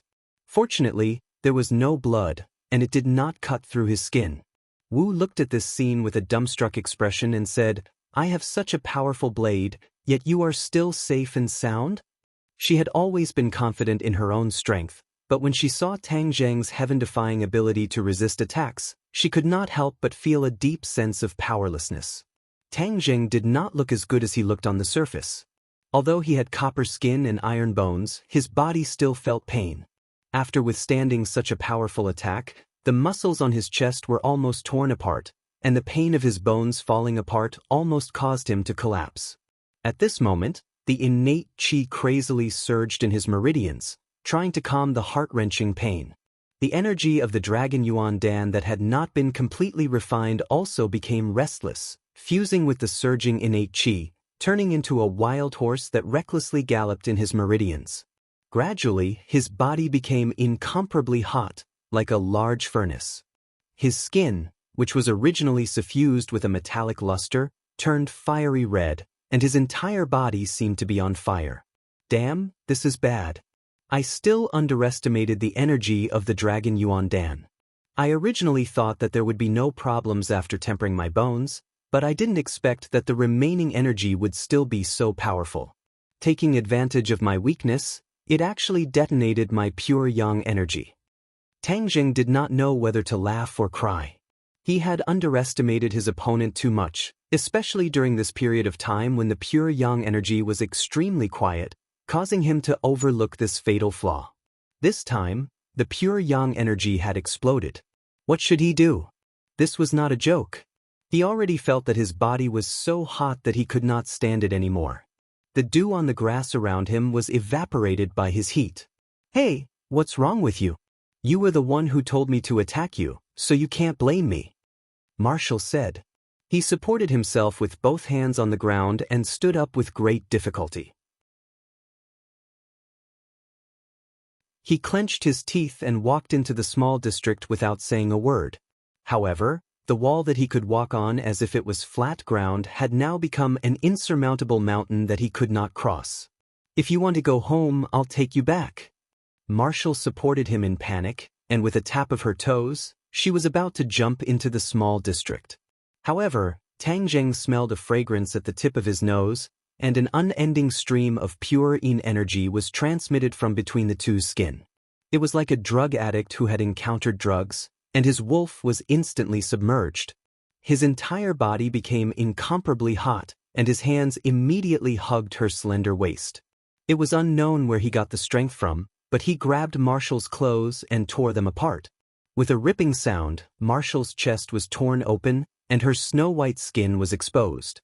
Immediately, Tang Zheng's eyes turned red, and like a wild beast, he pounced forward. Marshall only had time to scream before she was pushed to the ground. "Tang Zheng, you hooligan, you're courting death." Marshall's palm slapped his shoulder, but he was completely unaware of it. He only wanted to rub each other into the other's body. Moreover, his entire body was burning hot, like a branding iron.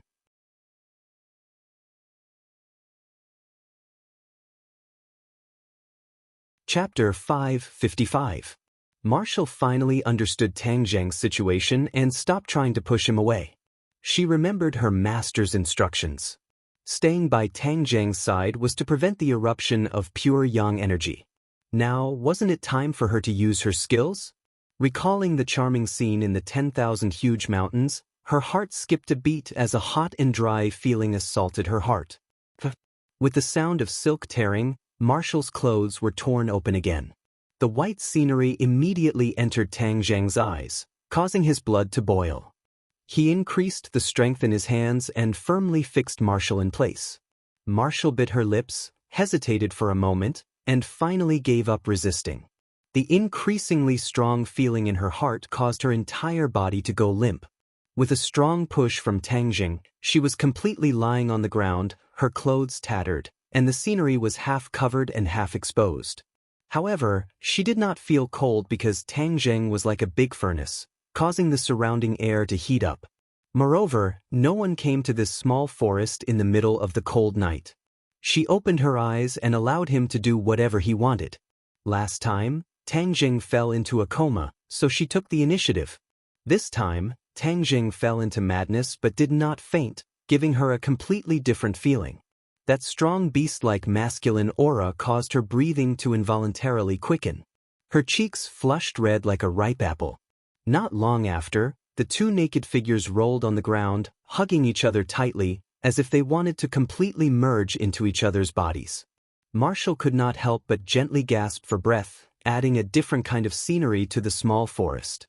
The battle continued for a long time. Tang Zheng's bravery was beyond Marshall's imagination. When she could not take it anymore and begged for mercy, Tang Zheng did not seem to hear it. However, she felt his body temperature dropping and the fiery red color on his skin dimming bit by bit. Marshall clenched his teeth and stared at him bitterly, thinking, "If I didn't want to save you, why would I be bullied like this? You hooligan bastard." But suddenly, everything returned to normal. Marshall laid on the ground, breathing out like orchids. Her entire body was sore and weak, without a trace of strength. Her skin had a delicate and beautiful crimson color. Tang Zheng gasped for breath as he lay on her chest, dripping with sweat.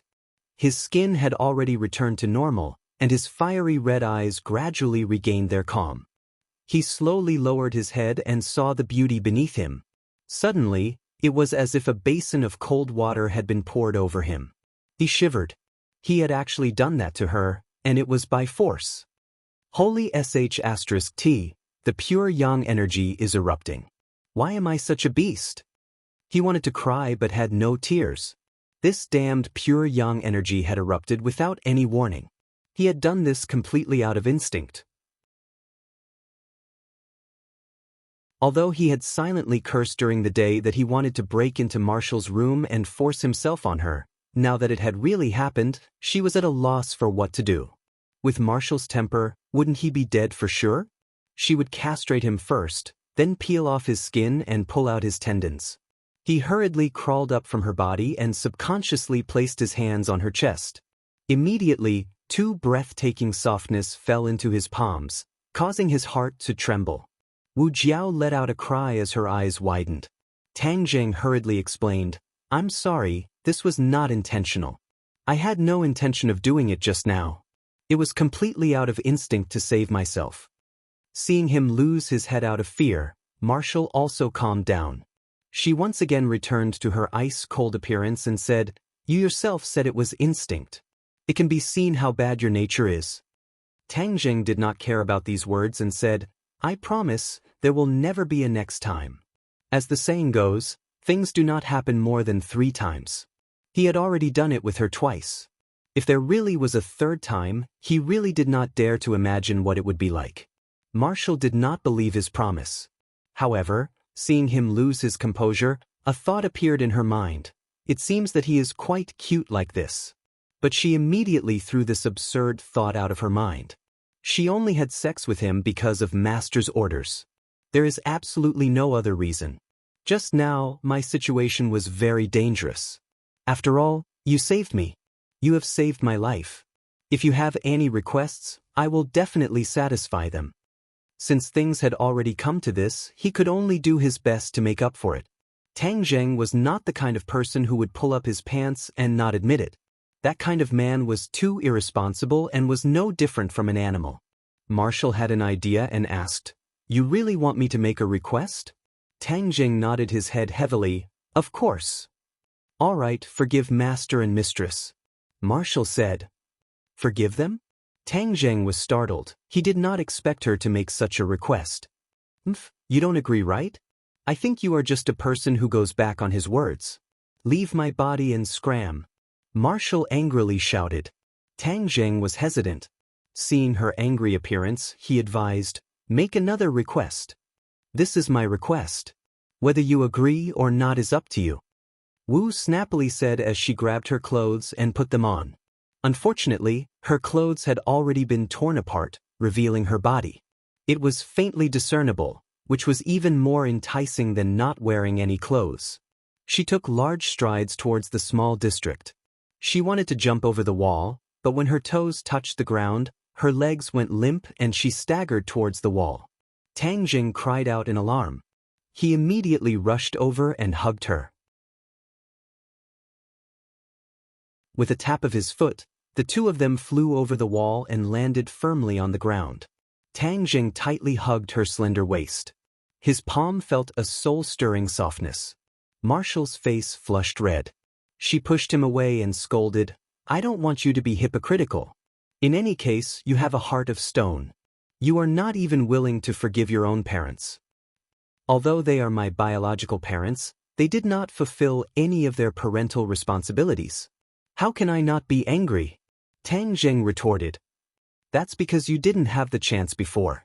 Since you have the chance now, why can't you give them a chance and let them fulfill some of their responsibilities? Is there a need for you to beat them to death like this? Marshall's aura was not weak as he argued with reason. Tang Zheng was silent. He indeed did not give them a chance to fulfill their responsibilities. Could it be that he was too cruel? Master was worried about your safety and specially sent me to stay by your side to protect you. Isn't this concern? How can you turn a blind eye to it? Marshall chattered on. If it wasn't for me just now, would you still be standing here alive? Tang Jing glanced at her and admitted that she was right. If it wasn't for her, he would have been in danger. So, in reality, it was Wu Junshan who saved his life. Seeing that Tang Zheng's will was wavering, Marshall struck while the iron was hot and said, as long as you promise to give them a chance, I will forgive you this time. Tang Zheng's heart moved. The other party had already given in. If he continued to persist, wouldn't it be too heartless and cold? All right, I'll promise you. I'll give them a chance. But if you want me to forgive them immediately, that's impossible. Tang Jing finally compromised. Marshall was overjoyed. Although this result was not perfect, at least there was progress. He nodded and said, at least you have some responsibility. Let's go home. If the security patrol sees us, we'll lose a lot. Tang Zheng pointed at his exposed skin and reminded, how can I leave from the main entrance like this? Moreover, there are surveillance cameras at the bottom of the building. Marshall fiercely glared at him and asked.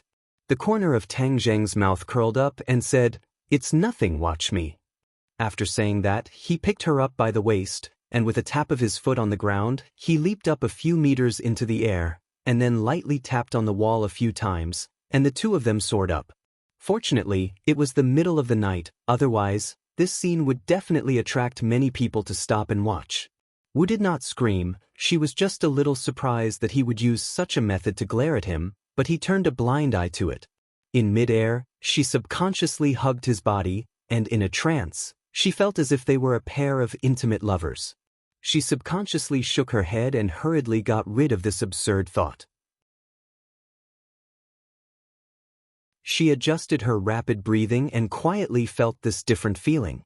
Since she was young, although she had come into contact with a lot of people of the opposite sex, they were all disciples of the martial sect. They were all in awe of her, the sect master's disciple, and did not dare to offend her like this. Ever since she had that intimate relationship with Tang Zheng in the 10,000 huge mountains, her heart began to change. Originally, the feeling between men and women was like that, but this time, the feeling was completely different, as if she had peeked into another wonderful world. At this moment, lying in Tang Zheng's arms, a strong sense of security filled her heart.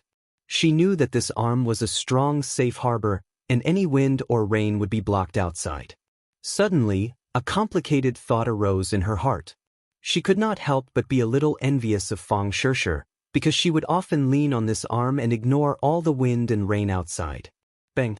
Tang Zheng's feet lightly landed on the ground. Wu Ruming woke up and immediately suppressed the complicated thoughts in his heart. He jumped down from her arms and rushed into the bedroom as if he was flying. Seeing her fleeing in panic, Tang Jing smiled bitterly and rubbed his nose. Was he that scary? It was as if she couldn't wait to escape from the claws of a devil. He shook his head, not bothering with these messy thoughts. He calmed his mind and carefully investigated the situation in his body. After that dangerous scene just now, other than being intimate with her, his gains were not small either. Other than the breakthrough of the chaotic Vajra spell, his cultivation had also reached the 7th stage of the Enidia realm after the final moment of the harmony of yin and yang. Looking at the surging innate qi in his body, Tang Jing was overjoyed. The Dragon Yuan Dan was indeed useful, and he had taken too much of a risk previously. It seemed that he could not take 2 pills at once in the future. 1 pill at a time was the most suitable. Not only could it increase his innate qi, it could also temper his body, and it could also prevent the eruption of the pure yang energy.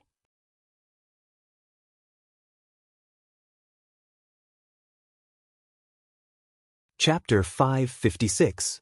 Train Station. During the Spring Festival, there was a huge flow of people. On the 3rd day of the new year, there were already migrant workers traveling far away by car. Tang Zheng and Marshall stood at the exit of the station, looking at the bustling passengers walking out. Marshall's tall and slender figure made the others pale in comparison, especially the few girls, who avoided her from afar. Because standing near her was too stressful. Marshall was very tall, with a pair of straight and slender legs. Her figure was comparable to that of a professional model, and her beautiful face, all of which were quite lethal weapons. In any case, many people were secretly looking at her. Marshall's eyes looked at his nose looked at his heart, and was indifferent to all of this. Just like Tang Zheng, he also looked at the exit, curious as to who exactly he was waiting for. Suddenly, the crowd surged. The train arrived at the station and the passengers exited. Tang Zheng's eyes widened as his gaze wandered through the crowd. Suddenly, his pupils constricted as he locked onto a group of people and quickly walked forward to welcome them.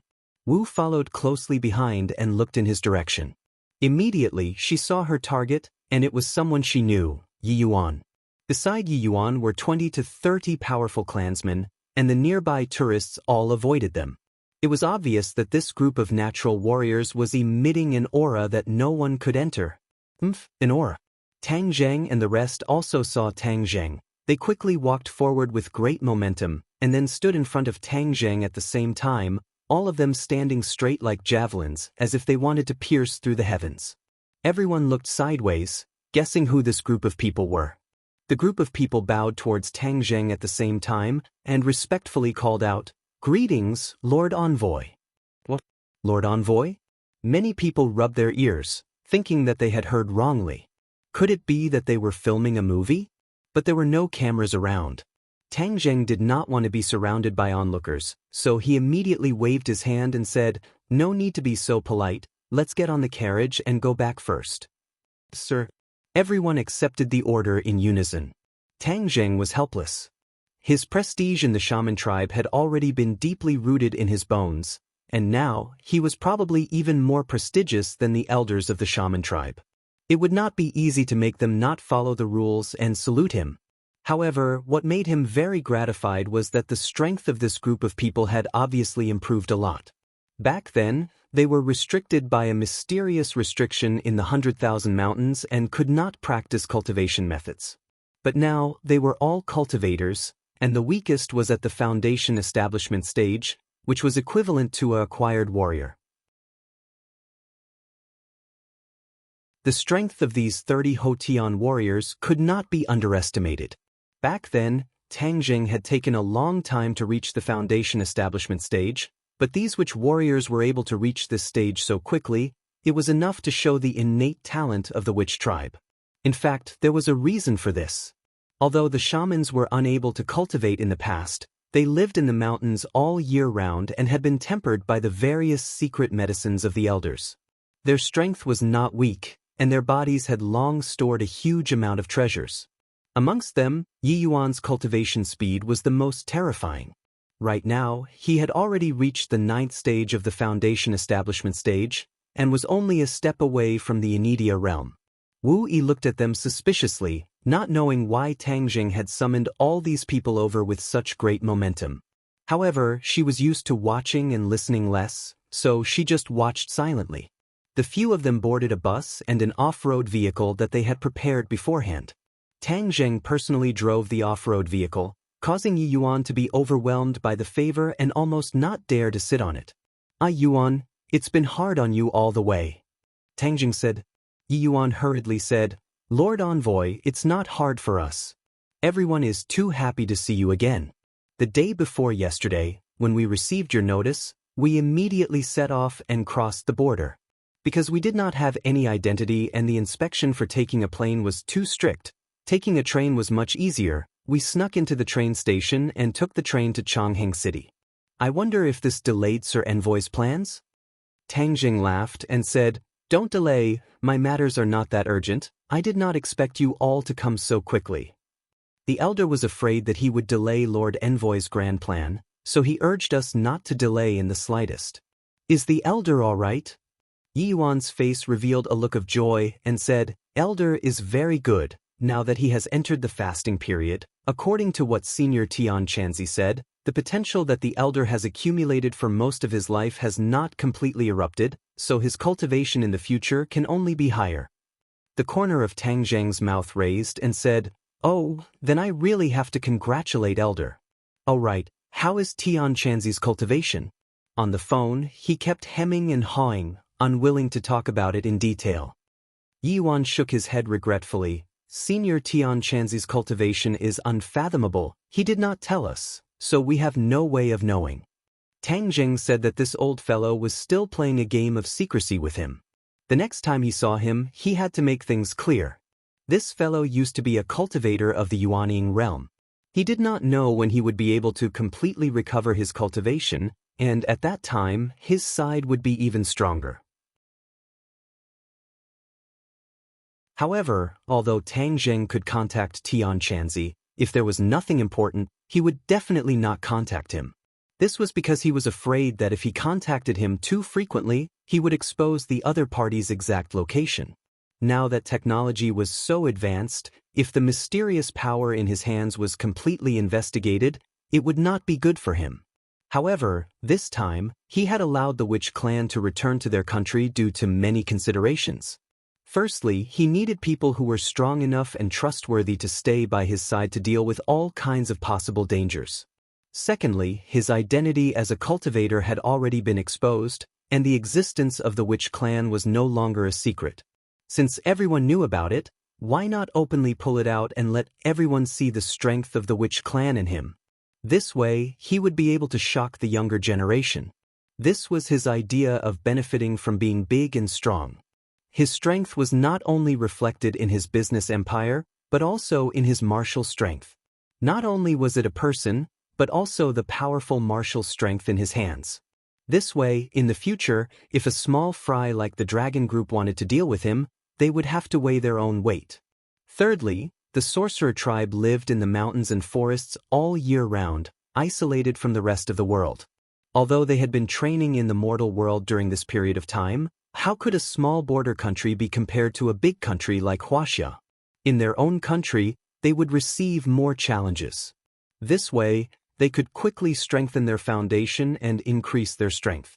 Aren't you afraid of becoming the target of public criticism when you let so many cultivators appear at the same time? Wu finally could not help but ask. The corner of Tang Zheng's mouth curled up, and he laughed. "In any case, I am already in high demand. Who knows how many pairs of eyes are staring at me? Since that's the case, then let's play a big game and let them see more cultivators." Moreover, the martial sect is in chaos, so they should not have the time to care about the cultivators. The internal strife in the martial sect had undoubtedly given him a chance for the cultivators to take a breather. Wu shook his head. "You are too risky. You forgot what Mistress warned you. They suspect that there is another mysterious power behind the martial sect and Li Palace. This power has never appeared. I'm afraid they don't have much of a good impression of cultivators." Tang Zheng's heart trembled, then he shook his head. If we blindly fear wolves and tigers, then what great things can we do? Sometimes we can't have too many misgivings, we have to take advantage of the momentum and see how far we can go. Risky. Wu curled his lips and commented, obviously not agreeing with Tang Zheng's point of view. Hearing that, Yi Yuan firmly stood on Tang Zheng's side and said sonorously, "We Witch clan warriors will follow Lord Envoy's lead. We believe in Lord Envoy's decision." Stubborn, Marshall said disapprovingly. Thinking about that mysterious and unfathomable power, Tang Zheng frowned and asked, "Aren't there 3 big mysterious organizations in this world? Marshall Sect, Li Palace and Azure Dragon Palace. Why have I never heard you mention the Azure Dragon Palace?" Wu's expression changed slightly as he said in a deep voice, "The Azure Dragon Palace is the most mysterious of the 3 great organizations. I heard from Master that even he did not know much about the secrets of the Azure Dragon Palace, and only heard from word of mouth that there was such an organization in this world that was as famous as the Marshall Sect and the Li Palace." Tang Zheng could not help but open his eyes wide. There was actually such an inconceivable thing in this world. Even Wu Junshan did not know about the Azure Dragon Palace that was as famous as the Marshall Sect. Why did it sound like a lie? But looking at Wu's expression, it was obvious that he was not lying. Could it be that the Azure Dragon Palace was really so mystical that it could escape the eyes of the Marshall Sect?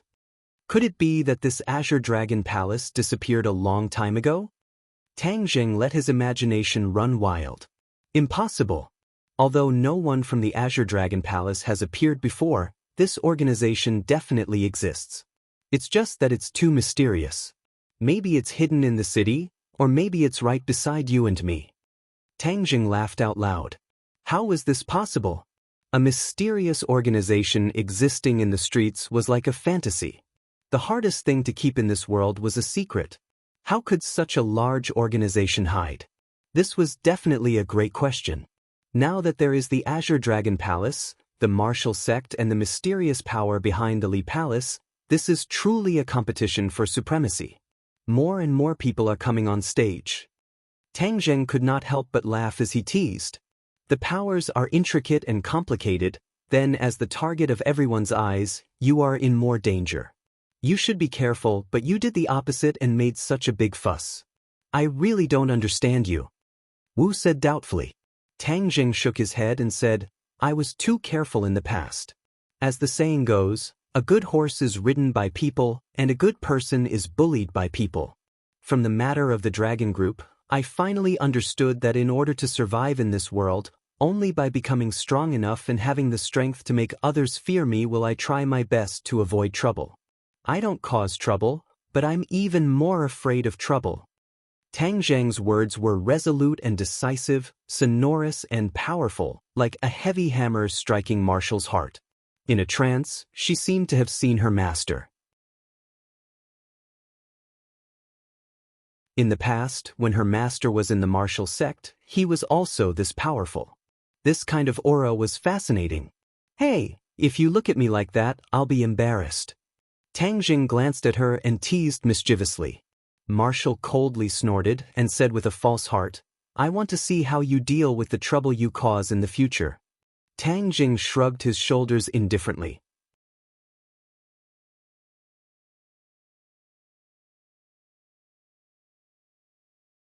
Chapter 557. Tang Zheng's face darkened as he stared at the entrance of the ordinary balance courtyard. A large group of people were blocking the entrance with sticks and machetes in their hands. They were constantly pounding on the door, trying to rush in. But the door was tightly shut, making it impossible for them to succeed. Ring ring ring. Tang Zheng's phone rang. Young Master Tang, there's a large group of people causing trouble at the ordinary balance courtyard. Lin Hu's anxious voice sounded. I saw them. I'm right outside the door. Do you know who they are? Tang Zheng asked calmly. I saw a few familiar faces in the crowd. I've seen them before in the provincial capital, Jade Sand. They're people from the Jade Sand Path. Lin Hu analyzed. People from the Jade Sand Path? Tang Zheng frowned. He had always been in the ordinary balance courtyard and hadn't gone to Jade Sand to cause trouble. Why would people from the Jade Sand Path block his door? Don't worry. With me here, these people won't be able to cause any big waves. Tang Jing said, Yes, then we'll open the door immediately and meet you. In fact, the guards of the Ordinary Balance Courtyard had been cleared out in the past few days. The security of the Ordinary Balance Courtyard was in a state of emptiness. Fortunately, no one dared to cause trouble in the Ordinary Balance Courtyard, so it was safe and sound. But he didn't think that the people from the Jade Sand Path would rashly come. Lin Hu originally wanted to talk to them, but these people didn't have good intentions. These people didn't want to talk to him at all. Seeing that the situation wasn't good, in order to prevent the guests and staff of the Ordinary Balance Courtyard from being hurt, he made a prompt decision to close the door. Hearing that young Master Tang was outside the door, Lin Hu finally let out a sigh of relief and hurriedly comforted the guests. Tang Jing had already gotten out of the car. The 30 witch warriors also got out of the car one after another. They curiously looked at the crowd surrounding the door and making a big fuss. Although these people were very loud, they were only shouting loudly. They kept slamming and pushing the door, trying to break in. However, the door was very sturdy, and they couldn't break it in a short time. Tang Jing walked toward the door step by step. Suddenly his phone rang again. This time, it wasn't Lin Hu, but Fire Phoenix. Today, Fire Phoenix wasn't at the Ordinary Balance Courtyard. Instead, she was inspecting the situation at several clubs. Unexpectedly, she also encountered troublemakers. Furthermore, all of their properties were attacked by unknown enemies. Without a doubt, these thugs were in cahoots with this group of people. It was truly a big deal. In the Ordinary Balance domain, it was impossible to find so many people who dared to oppose Tang Jing. Only the Jade Sands domain dared to be so unbridled. Crossing the river, I'll turn you into a drowned bug later. Tang Jing said with a gloomy face. The corner of Marshall's mouth hooked up. Looking at the thugs who didn't know that a great disaster was about to befall them, they couldn't help but feel sad for them. These people didn't even know the background of their opponents, yet they still dared to rashly charge forward. They were simply born to be cannon fodder. Marshall walked to the periphery of the crowd and patted the shoulder of a person who was shouting nonstop, saying, "Make way." That person turned his head and glared at Tang Jing, saying, "Brat, scram. Do you believe that I won't beat you up?" Tang Jing's thick eyebrows twitched as he sent out a slap. Pow! That person was like a spinning top, continuously spinning on the spot before finally crashing to the ground. The others immediately noticed the clues and turned their heads at the same time. They angrily stared at Tang Jing and roared, "Brat, where are you from? You dare to hit our people, are you looking for trouble?" Tang Jing looked at the other party and asked coldly, "Who sent you here? F***CK, you still dare to question me? I'll cut you to death." The other party punched. Tang Jing did not move at all. A big hand had already blocked in front of him, holding onto the fist, only to see the fist emitting a creaking sound, and then shrinking bit by bit at a speed visible to the naked eye. The other party immediately let out a scream like a pig being slaughtered. Yi Yuan turned a deaf ear to the scream and looked at Tang Jing inquiringly. Tang Jing said indifferently, "Since you don't want to speak, then there's no need to." Yi Yuan understood and waved to his clansmen. The group of people were like fierce tigers descending the mountain as they rushed over. Before the other party could even say a few words, he saw a group of people rushing in front of him. Without saying a word, they directly smashed their hammer-like fists onto the other party's body. This was a one-sided slaughter. Tang Jing was not interested in watching at all. He walked to the door and with a creak, the door opened. Lin Hu stood behind the door, and behind him was a group of curious guests. When they saw the martial arts scene outside, they all widened their eyes. Especially since this was an overwhelming battle, there was no suspense at all. Those people were like wheat, being harvested by the Witch Clan warriors at lightning speed. The screams were earth-shattering, and in contrast, none of the Witch Clan warriors made a single sound. They only had calm faces, as if their opponents were really wheat, and the screams did not cause any ripples in their hearts. These guests could not help but tremble as a strong killing intent assaulted their faces. Even the slowest person could feel a different kind of iron-blooded valiance from these people. What kind of team was this? How could they be so strong? In the past, ordinary balance had never heard of such a strong team. Everyone guessed. But without a doubt, one thing was certain, and that was that these were Tang Zheng's men. No wonder he had such great achievements at such a young age. Just these iron blood warriors alone were enough for him to walk sideways in the ordinary balance. The battle ended very quickly. Then, the Witch Clan warriors ignored the enemy who had completely lost their fighting strength and could only scream in pain on the ground. They stood behind Tang Zheng without saying a word, like a silent shadow, emitting a soul-stirring aura. Lord Envoy, how should we deal with them? Yi Yuan asked in a low voice. Drag them away and throw them away. Don't block the door and affect business. Tang Zheng said without batting an eyelid. Yes.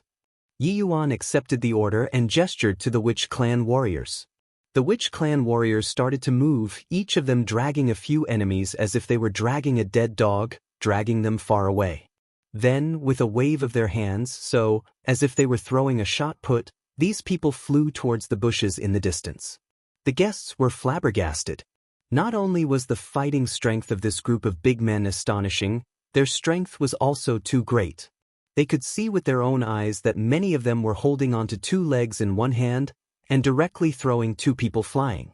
2 people, 300 kilograms of weight, to them, seemed to be insignificant. This scene was too impactful. They had no choice but to re-evaluate Tang Zheng. This person was even more powerful than they had imagined. Many people had already secretly made up their minds that they would definitely not be enemies with him in the future. If they could cooperate with him, there would definitely be great benefits. At this point, the influence of the Dragon Group's harsh attack on Tang Zheng's industry gradually disappeared. I'm sorry to disturb everyone's mood. Tang Zheng smiled at the crowd and said. Everyone immediately waved their hands and laughed. Young Master Tang is too serious. Today we have a feast for our eyes. It should be our fortune to be able to enjoy such a good show. The others nodded in agreement. If they had not seen this scene with their own eyes, many people would not have been able to truly experience Tang Zheng's strength. If they were to do something stupid in the future, then the gains would not make up for the losses. Tang Zheng smiled and nodded, his gaze turning to a sports car by the roadside in the distance. Sports cars were not rare in the ordinary balance courtyard, but this sports car had been parked by the side of the road ever since Tang Zheng got off the car, forming a stark contrast with the other cars parked in the parking lot.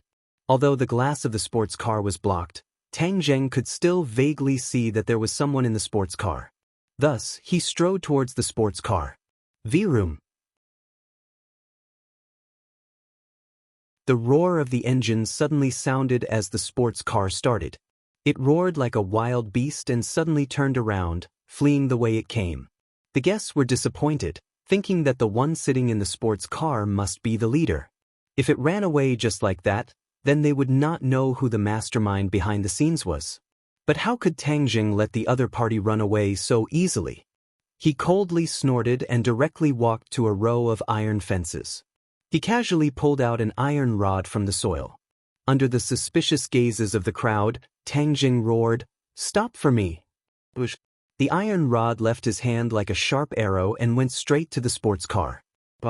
The crowd immediately exclaimed. This scene was really beyond everyone's expectations. Tang Zheng actually used an iron rod to block an arrow.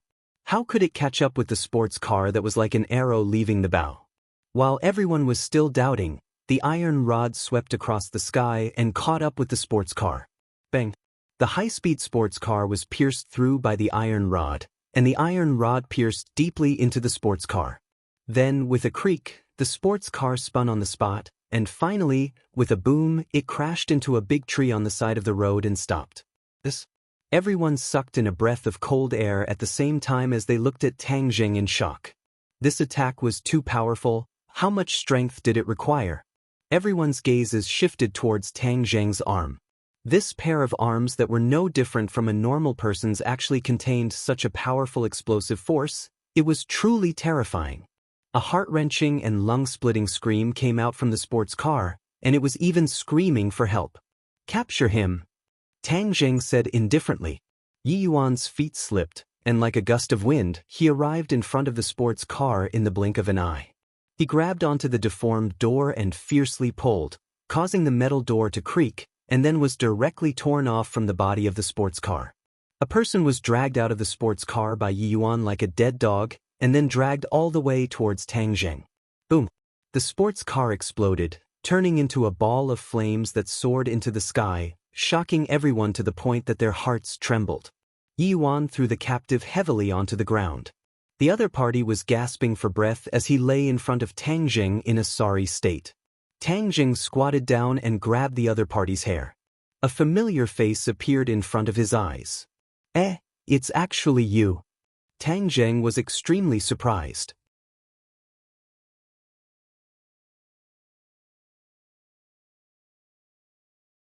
Chapter 558. This person was Lei Jun, who had a conflict with Tang Zheng in the shopping mall back then. This time, he had received his father's orders and personally brought people to smash the place, taking the opportunity to vent the anger in his heart. Unexpectedly, enemies were on a narrow road. The enemy he had been painstakingly searching for had no news of him, but at this moment, the other party was standing in front of him alive. He was both surprised and happy. It was truly a case of wearing out iron shoes in a fruitless search and obtaining it without any effort. That trace of fear just now vanished like smoke in thin air. As if he had been injected with chicken blood, he became incomparably fearful again. He stared at Tang Zheng restlessly and said, "Brat, so it's you. I've been looking for you for so long, but I haven't been able to find you. This time, don't even think about escaping. If you dare to offend me, I will make you die a miserable death." Tang Zheng snorted in disdain and said, "I think you don't understand the situation. Since that's the case, I'll let you understand the situation first." As soon as he finished speaking, Yi Yuan punched Lei Jun's stomach. He immediately bent down and vomited acid, as if he was about to vomit out his gallbladder. He then fell to the ground and bent into the shape of a shrimp. "You dare to hit me?" Lei Jun pointed at Tang Zheng in disbelief. "I'll hit you, what can you do? From what you said just now, you've been looking for me to take revenge, right? Since you haven't given up on me, then I won't let you off. Let's settle the old and new debts together." Tang Zheng's face gradually turned frosty. "New debts and old debts, I should be the one settling them with you. If you treat me like this, my father will definitely not let you off." Lei Jun appeared fierce on the outside, and started to use his father to scare Tang Zheng. You want to compete with your father, right? I forgot to tell you, I hate people who rely on their father the most. I'm an idiot, and only by relying on my father can I give myself some courage. This kind of life, just thinking about it is very sad." Tang Zheng said in disdain. Lei Jun's face flushed red as he gnashed his teeth in hatred. "Since you want to compete with your father, then tell me, who exactly is your father? I also want to meet him." Tang Zheng asked curiously. "My father is Yusha's Lei Ming. Are you scared now?" Lei Jun said proudly. In the past, whenever he met an opponent, as long as he mentioned his father's name, the opponent would be scared off. There were even people who would kneel down and beg for mercy. Every time this happened, he would enjoy the thrill of the reversal. But this time, he was disappointed. Tang Zheng had no reaction to the name at all. Instead, he said to himself, "Who is Lei Ming? How come I've never heard of him?"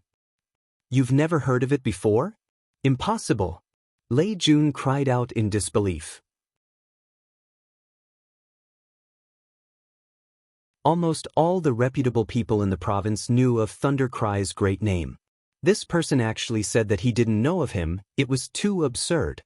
Tang Zheng curled his lips in disapproval and jokingly said, "Is your father so famous that I must have heard of him?" Lei Jun was speechless. When Lin Hu heard the two words Lei Ming, his eyelids fiercely jumped. If it was in the past, he would definitely stay away from this level of people. He would even bow and bend his knees. But now, even if Lei Ming was powerful but in Lin Hu's heart, he still couldn't be compared to young Master Tang. Young Master Tang, Lei Ming is the big brother of the Jade Sand Road's dragon head. He is a powerful character that can cause anyone in the province to tremble if they step on him. Lin Hu softly reminded Tang Zheng. Tang Zheng suddenly realized that the other side had a bit of background. But he and Lei Ming had no enmity in the past, so why would he send people to deal with him? However, this wasn't the main problem. Now that the other clubs were also under attack, so he had to first deal with the attack and then deal with the main culprit behind it. Tang Zheng grabbed Lei Jun's collar and lifted him up. His voice was stern as he said, "Since you've fallen into my hands, you better be obedient. Otherwise, I guarantee that even your father won't be able to save you. You will die a very, very miserable death. So now order your subordinates to stop attacking. If you dare to cause trouble in my territory, I will definitely make you suffer so much that you'll wish you were dead." Threatening me to submit? Then I won't. I want to see what you can do to me, Lei Jun said without fear. In his impression, normal people really didn't dare to touch him, especially those in the underworld. They were even more afraid of his father. Is that so? You asked for it. As his voice fell, Tang Jing grabbed Lei Jun's arm and fiercely twisted it. Gotcha, the bones shattered, and a miserable shriek like that of a pig being slaughtered soared into the sky. Lei Jun's arm was twisted at a strange angle. The *CK, it hurts so much. You mother *Ker, I'm going to kill you. I'm going to kill your whole family. Lei Jun loudly shouted. Tang Zheng's face turned cold. In this life, the people he hated the most were those who threatened his family. He grabbed Lei Jun's shoulder and moved his fingers. Gotcha, the bones in Lei Jun's shoulder were all crushed. Immediately, Lei Jun's scream became louder and louder. In the end, it turned into a hoarse whimper. Large beads of sweat flowed down his cheeks. His facial muscles twisted because of the pain and his entire body trembled like a sieve. I'll listen to you, I'll listen to you. He finally hurriedly nodded his head. Tang Jing nodded his head in satisfaction. Make the call quickly. My patience is limited. Otherwise, you won't be able to keep your other arm. Lei Jun hurriedly used his other hand to make a call, ordering his subordinates to stop attacking. When the guests saw this scene, many of them felt their legs go weak and almost fell to the ground. They all looked at Tang Jing in disbelief, not knowing how he could be so calm at such a young age. The storm had come to an end, but it did not stop. Tang Jing called out to Lin Hu to entertain the guests, then waved his hand, allowing Yuan to escort Lei Jun into the carriage. Lei Jun was about to faint from the pain. He kept begging to be sent to the hospital, but Tang Jing turned a deaf ear to him and asked, "Why is your Lei family targeting me? I have no enmity with you, right?" Lei Jun already understood that although Tang Jing looked kind, he was definitely not a good person. Thus, he did not dare to hide anything and betrayed Qin Lao like a bamboo tube spilling beans. Tang Jing's eyes flashed with a cold light as he muttered to himself, "So it's this old fellow. He really doesn't change his nature. Where is he now?" Tang Jing had the intention to kill Qin Lao. Since his opponent did not know what was good for him, and being remembered by such a person was not a good thing, he might as well cut the grass and get rid of the roots. At the same time, he could also test the attitude of the Song family. "Take me to see him." "Yes, no problem, but can you send me to the hospital first? I'm going to die of pain?" Lei Jun begged for mercy with snot and tears. He finally understood the pain of those people who had been stepped on by him in the past. "You wish." Of course, Tang Jing would not let the other party escape. He tapped the other party's body a few times with his finger, and the feeling that entered his heart actually eased a lot. Lei Jun looked at him in disbelief, not knowing what kind of method he was using. In fact, Lei Jun was also a martial artist, but he was not as good as Huang Ziang. Relying on his father, he ate, drank, and played all day long. He was ignorant and incompetent, and his martial arts were almost completely wasted. That was why he was so useless. At this moment, he placed his only hope on his father. Since these people wanted to find his father, he would wait for his father to personally deal with them, and then he would take revenge. Tang Jing did not care about his little thoughts. He suddenly remembered the celebrity called Lu Yenran, so he casually asked, "Wasn't there a celebrity with you last time? How is she?" A trace of anger flashed across Lei Jun's face. He gritted his teeth and said, "That bitch ran away. Damn, she really thinks she's so powerful. Next time when she comes back, I will definitely deal with her." Hee hee, she's a celebrity. Can you deal with her? So what if she's a celebrity? Nowadays, there are so many celebrities with a price tag. As long as you have money, what kind of celebrity can't you play with? Lei Jun disagreed. Clearly, he was speaking from his experience. In the past, he had dealt with many so-called female celebrities. Tang Zheng sighed inwardly. The entertainment circle was dirty and messy. Fortunately, O was in his company, so there wouldn't be such a foul atmosphere. But if anyone dared to have any ideas about Ling or force her to do something against her will, he would definitely stand up and not let them off easily. The two vehicles sped as they arrived at the highway in a short while and headed towards Jade Sand City. But when they reached the highway, Lin Hu chased after them. He knew Tang Zheng's temper. Since Lei Jun dared to come here, then he would definitely not let this matter go. But the other party was Lei Ming, after all. What if they couldn't get any benefits by coming to the other party's territory?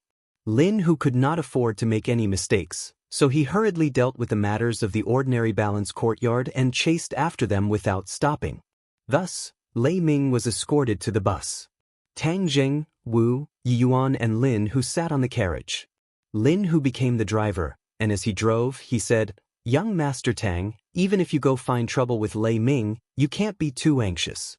Otherwise, if you don't prepare enough, all 30 of us might be annihilated." Lin Hu believed that Tang Zheng would definitely be able to defeat Lei Ming. However, seeing that he only brought around 30 people and dared to go straight to the Yellow Dragon, he was still a little unsure in his heart. After all, Lin Hu had been in the underworld for so many years, and Lei Ming's great name was like thunder to his ears. He knew more about it than Tang Zheng. As the saying goes, those who don't know don't do it. The more you know about a person, the more you understand how powerful that person is. Lei Ming was such a powerful person. Even though he was a member of the underworld, his family had been operating in Jade Sand for 2 generations. The Lei family could be said to be a famous underworld family in Jade Sand. Although they had restrained themselves a lot, where was their background? Ordinary people would not be able to shake this local tyrant. Hearing Lin Hu's analysis, Tang Jing nodded his head in realization. No wonder Lei Jun was so unbridled. His family background was not simple. It is said that Lei Ming can gather over 1,000 people in Jade Sand with a single shout. Our 30 people are like a clay ox entering the sea. The situation is not optimistic. Lin Hu said worriedly. Tang Zheng laughed out loud and said, "You are underestimating a Yuan's clansmen too much. They are natural warriors, and this is a good time to train them and let the world see the power of the Witch clan. Moreover, as the saying goes, speed is everything. This time, we will take advantage of the fact that he is not prepared and catch him off guard." You're tuning in to the Passion Pages YouTube channel. We're so grateful for your support, and don't forget to subscribe to join us on this incredible journey through captivating stories. Your generosity through donations truly makes a world of difference, as it's the primary source of revenue that allows me to expand and enhance this channel for you. Thank you from the bottom of my heart for being a part of this adventure.